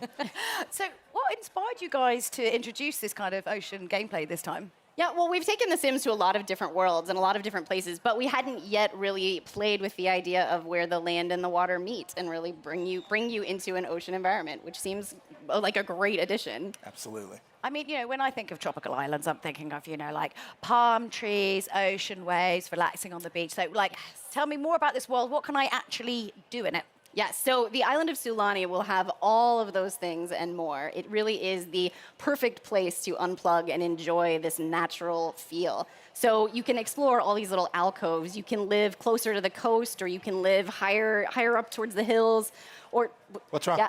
So, no, wait, there's an active volcano here. Absolutely. Sorry, you were selling me the dream of living on an island. Well, now I'm not sure I really want to go there. It is a real island. Most islands are formed by volcanoes. Yeah. Well, so don't you get know. nitpicky. Yeah, so we had to put this active volcano in there. Now, you don't have to live next to it, but Right. the riskier Sims may choose to live nearby. Oh, yeah, and then, sometimes Kel it gets surprise, angry. something You got to watch out terrible for those happens. lava bombs. Don't do it. Like, don't. The Sims. I They mean- don't. I don't know how that was going I to mean, go, what do but you probably expect's not going to well. happen when you touch something Yeah. really, really hot? Now, It probably burns. Beautiful locale, slightly dangerous. I mean, what other surprises are in store on this island? I mean, I, for one, want to know if I can befriend any kind of cute animals there. What kind of animals can we befriend? Well, I mean, it wouldn't be The Sims if we didn't let you make friends with some of the animals. Exactly. So in this case, the one we're really excited about is the dolphin. Yes. So our art team and animators just blew away the expectation on this. Any The Dolphins research so much trips fun. like the Battlefield team, just going off to somewhere hot? Like, No, we're we're going to talk to them about how they got to do that. Yeah, clearly we missed the angle on that one. But they're so cute, and you get to make like a really nice friend with them, and maybe they'll do tricks for you or squirt water in your face. You know? Absolutely. Well, and then we added a bunch of tropical fish to the water too. Yes. So we really wanted to get those coral reefs around the island to feel lush and full, and so that meant more fish. Lovely. I mean, I don't know. We don't have fish like that in the UK. I mean, we might do, but the water's so murky, I've never seen them. So. I'm sure they're down there. I mean, They're they must probably be. lovely. What do you put with the chips? Right. I'm sure they're beautiful. So at least rainbow they fish. taste delicious. You have that going for it. I mean, I think the island looks so relaxing. But obviously, it's not really about vacation. It's also, it's about kind of working there as well. But like, what's kind of like the feel and the vibe of the island going to be like? I think it's one of those things we talk a lot about in the team is capturing what it would be like to really live on that island. It's not just a place you vacation, but we wanted this to be a place that's home for your Sims. Or, tricks to be played on you. Well, that happens too. Well, and so there's lots to do on the beach. You saw sun tanning, sun burning, like building today. castles. The whole family can go out and play together, find seashells, or the mischievous Sims, knock things down. Well, and aqua zips. I want to say it again. No, but they're so good. What are they called again? Aqua zips. Okay. Yeah. Okay. Yeah, there's a lot to look at, so you've got to take time to really explore it all. Okay, so obviously we've established that Sulani is like a great place for Sims to kind of kick back. And But what if my Sims, they don't want to I can't personally lie on a beach for longer than about 30 minutes and get really bored. What if they want to get their hands dirty? Well, I'm very excited about a new thing that we're introducing. If your Sims want a new career to take care of this island, you can actually become a conservationist. And your job is going to be to keep this ecosystem looking beautiful. Yep. Yeah, I mean, it was certainly one of the big goals was a way for your Sims to kind of care for their world and make it a better place. Yeah, and obviously, very relevant with everything that's going on today in the world and how everyone's kind of a lot more kind of aware. So was that kind of what inspired you guys to bring that in? I think there's a few things that really hit us. I mean, the first was just, it's something we all care about. A lot of us on the dev team worry about the environment and what's going on, but we talked about the idea that this island's this closed ecosystem, and so your actions and choices are going to have a lot more impact. And so something new we've added here and we're really excited about is the island actually changes over time. So if you're taking care of it, oh, right, okay. It'll actually become more lush. You'll see more greenery, brighter, beautiful flowers, and there's Lindsay's favorite part. More butterflies. That's all she really cares about. But it also, today happens to be World Oceans Day, which is amazing. That's exactly what we were talking about. Totally how do we planned take for that. care of these ecosystems? So obviously, Sulani's really, really beautiful. You can kind of go out there, but sometimes you want to make a little bit of cash. I mean, barbecue meat, I presume, is expensive. I don't know, but so how can we make some extra simoleons while we're there? Like we said, we wanted to make this place you live, which means you've got to have a way to earn some simoleons. Yeah, and the gap year has to end sometime. Eventually. You have to go home and earn some money as much as we So we added a couple odd jobs and things that you could kind of work on the hours you wanted to, right? And so we've added the ability to make fishing more of a career, and then also the lifeguard, so you can get your tan while you're working. If you want to spend more time in the water, you can be a dive instructor. There's a lot of different ways to just pick up a job when you want and earn a little bit of money. Yeah. So I suppose one of the important things as well is, as it's not a vacation, as you are actually kind of living on this island, obviously, you have to kind of be aware and know what's kind of part of local culture, because you're not just there on holiday and you go in and go out, you're living there. So what kind of, the side of the culture of the island can we actually see within? Right, yeah, this is a place that you live, and the locals are super friendly, actually, and are going to come and help you out with all sorts of different things as you explore the island. Things. You were talking about this the other day, actually, all the neighbors are really, really helpful and help you. Like if a fire happens to break out, your neighbor might bust in and help you put out that fire. That's lovely. That's what they're so nice. Should do. So, but they also have their own traditions, their own sort of activities that you might be able to join in. So you might stumble across a barbecue that they've started in town, or a little festival to sort of celebrate things going on. And you might even stumble into a kava party. Sorry, what, a kava party? What's a kava party? So a kava is a special island drink that your sim can learn how to make and share with their friends on the island. It's one of the many delicacies you'll learn kind of exploring life in Sulani. Yeah, I think it's one of those things we talked about was we wanted to have this island have a little history to it, just some sense of feeling of some people have lived here a long time, and there are traditions that are unique to this place, the world of Sulani. So how can we kind of learn more about the island's history, like when we're there? How do we do that? Aside from, drinking kava. Well, I mean, that might be one experience you should try, but on top of that, something else the team was really excited about adding is there are these elementals around the island that are kind of these spirits, these ancients who care a lot about Sulani, and they want to see their world taken care of. And when you do good things, they might be really happy and pleased. And if you're bad to the island, I don't think they may not will approve. appreciate it. Yeah. It's like just sting in the tail. Yeah. Well, and we added some new traits with this pack that we wanted to really let, if your Sims are super in touch with the land or that's important to you, they can really get in touch with the water or the land and unlock some new behaviors. Yeah. Okay. So from like what we've kind of seen in all the videos, it feels really inspired by like Polynesian culture. So how did you kind of go about kind of educating yourself to like bring that into the game? Well, every time we make a world, we want to learn a lot about the influences that could go into that place, because it's not a particular real place, but it's inspired by real places. So short of flying there and researching it ourselves, we reached out. Work that into it. I'm sorry. Yeah. Well, EA is a big global company, so we were able to reach out to a lot of our friends and coworkers across the company and say, hey, we're looking at exploring a place inspired by this culture. Yeah. And could you share with us some patterns or iconography or symbols or even items that mean something to this culture, so we can try and create them in a way that feels rich and feels authentic? Well, questions just like, what was iconic to you? Or what do you remember when you think back to living in that place? Right, and some of our specific like decor items came exactly from those recommendations, which is really cool. It's these nice touches that I hope make it feel familiar while still feeling like a new Sims world. Yeah. So not to make light of all that, because I think that's fantastic, but I really feel like I've been quite patient up until this point, and you haven't really mentioned it yet. Mermaids! What on earth's going on? Come on, let's cut to the chase. Mermaids! Mermaids tell us everything. There are mermaids. Yes, so mermaids are in the pack. And I know lots of players are going to be wondering, it is a very fully featured call. You can take them into cast, you can create and style your mermaid, lots of different tails. It's a lot of fun. But also, the mermaids, they can do a little bit more. Obviously, they're very in touch with the ocean life. So, I'd recommend your mermaid meet a dolphin. That might work out for you. But lastly, the mermaids have some pretty cool powers that you might want to discover. Powers? Can we call them that? Yeah, we could say mer powers. Sounds good. Yeah. Yeah. Can you tell us what they are? There's still a bit of mystery to the mermaids. Like, don't but ask me that. They are definitely worth exploring. So I can't wait for you guys to get your hands on them. So of course I would just love to keep talking about mermaids, but no conversation about The Sims would be complete without a chat about obviously interior design. So kind of what's new for the architects out there. New homes, new furniture. We saw some. I'm pretty sure we saw some houses on stilts as well over the water, right? Yeah. So I think first and foremost, lounge chairs. We're gonna go to island. We're gonna live the beach life. I don't want to sit upright if I'm relaxing. I'm sorry. No awkward sitting on the snake. We had to bring the lounge chairs in, but then also a lot of that decor to really capture that Polynesian feel, right? And so we wanted to make sure there was that clutter that felt authentic and let it feel like this was home. Yeah, and you can go for this more sort of local style cabana on the beach, or you can go for something a little more high end and modern. We really wanted you to feel like you could create the getaway of your dreams. Yeah, for sure. And I'm so 100% sold on the houses over the water. I'm much more of a kind of modern sort of house. Yeah, for sure. And you might have noticed too, she was able to jump right off of that deck out into the water, which is the great. Best. Like your perfect little escape. Oh, yes. It's all good. I'm feeling the diving into the water vibe. I know. Right now, let me tell you. It's toasty. I can't wait to check out, obviously, the new Island Living expansion pack. And now that I've got a feeling out that some of you, that you've got some more exciting additional information as well for us. So it's not just that. Have you got a bit more news to share? We do have some more news. In fact, we're going to kick to somebody else for this announcement. Okay. So here's Joey Graceffa. Ooh.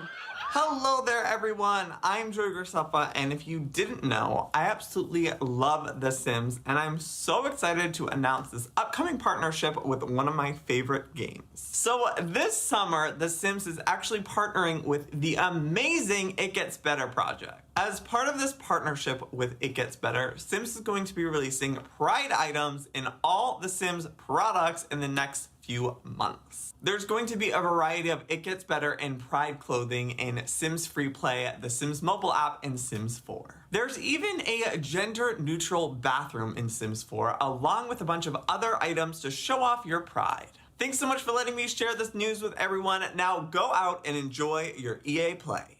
Yeah.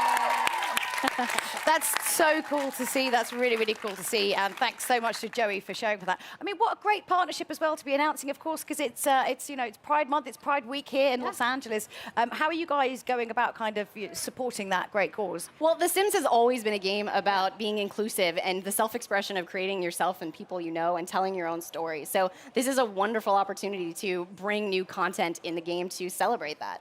Definitely. And I think also, People don't realize how important it is sometimes, you know, when you're kind of growing up and you're figuring out who you are, you're discovering what kind of person you are and discovering, you know, about your sexuality, and being able to kind of sort of role play within games is a really, really safe place to do that. So, you know, you guys have been doing it pretty much from the start, way before everyone else. So it's really great. I mean, isn't that great to see? It's so, so great. Yeah. Well, it's something we're very proud of, and having been with the game a long time, it's something that keeps making me excited about being able to do more. Yeah, I love when we get to do stuff like that. You know, it makes what we do feel so much more powerful and meaningful. And, you know, I always beam getting to tell people that I work on this game and that we do such amazing stuff, you know. And also, when we get to hear from our community about the experiences they've had or how the game helped them get through a tough time in their life or realize something about themselves, it's just, that stuff really keeps us going as developers. People forget how powerful gaming is and how much it can really kind of affect and change you as a person and show you stuff. It's amazing. So when can we get our hands on it? So Joey mentioned briefly, but starting June 18th, the Pride content will come to The Sims 4, and then it will start rolling out over The Sims Mobile and The Sims Free Play a little bit later. That's right. So keep an eye out for that. Absolutely. I mean, that's great, but I mean, I think you've actually got, this is such a ridiculous, and it's back to back, right? What else? You've got something else that you want to announce in the summer. What's going on? We actually had, I think, 2 more things we wanted to talk about. Two more things. I'm gonna let Lindsay talk about this. All right, so first of all, earlier this year, we announced our partnership with Moschino by releasing a real-world capsule collection of looks inspired by The Sims. I see some of them, and I'm very excited. And we had a hoodie that was actually put into all of our Sims games. So later this summer, we're going to be bringing that fashion and more to the Sims 4 Moschino Stuff Pack. Absolutely. Amazing. Yes. Yeah. So not only are we going to be looking pretty special, but what if we want to kind of go and strut our stuff somewhere else and like really show off the outfits that we've got? Well, so I think one of the things that I'm most excited about in this stuff pack is for the first time, we're actually going to add a career as part of a stuff pack. Okay. And so we've decided the perfect career for this pack is a part-time job as a freelance fashion photographer, so you can capture all those amazing looks your Sims can now rock. That's so me. Yes. Yes. It's going to be fun. That's looks gonna be really amazing. good. I'm excited. Wow, well, we've covered so much so far. A new expansion, a new partnership, a new stuff pack, but we're not done yet, folks. Oh, no. No, we're not. Michael and Lindsay brought one more big surprise for all of you guys. Well, so take it away. Yes, I know you're all hoping, so we thought maybe we could tell you which game pack we had in mind. Ooh, I don't know. I think maybe we could conjure up something. All right, Mike, I'll let you spell it out for them. The next game pack for The Sims 4 is Realm of Magic.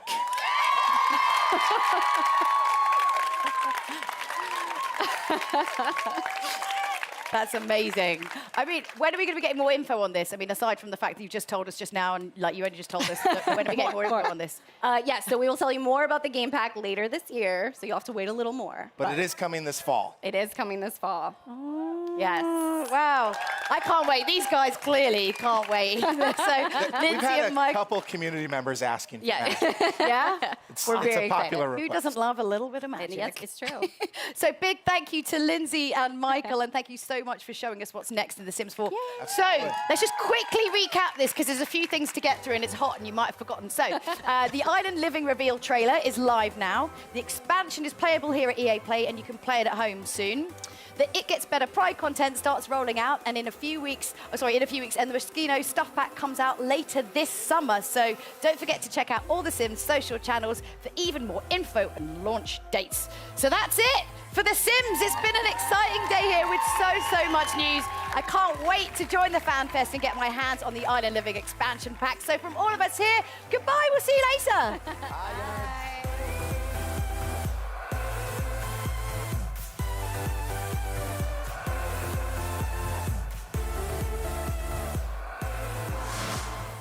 Thank you all for watching EA Play 2019. We hope you enjoyed all these exciting reveals. Skate 4, I'm sorry, we just ran out of time. I'm Greg Miller, and I'd say I had a lot of fun hosting this show, but that, of course, would have been a lie. This has been the worst. I've been yards from all these great games, haven't been able to go play any of them. Now's my time. If you're in Los Angeles, come out and see everything we've got for you in person. If you're not in Los Angeles, or you're just lazy, like me, don't worry, because these games will be in your hand before you know it. This has been EA Play 2019. I'm done? I can go play now? All right, great. Let's get going. Where's my Sherpa? Where's Snowbike Mike? Snowbike Mike, come on. What are we gonna see? What do we gotta see? What do we gotta see? Yeah? Okay.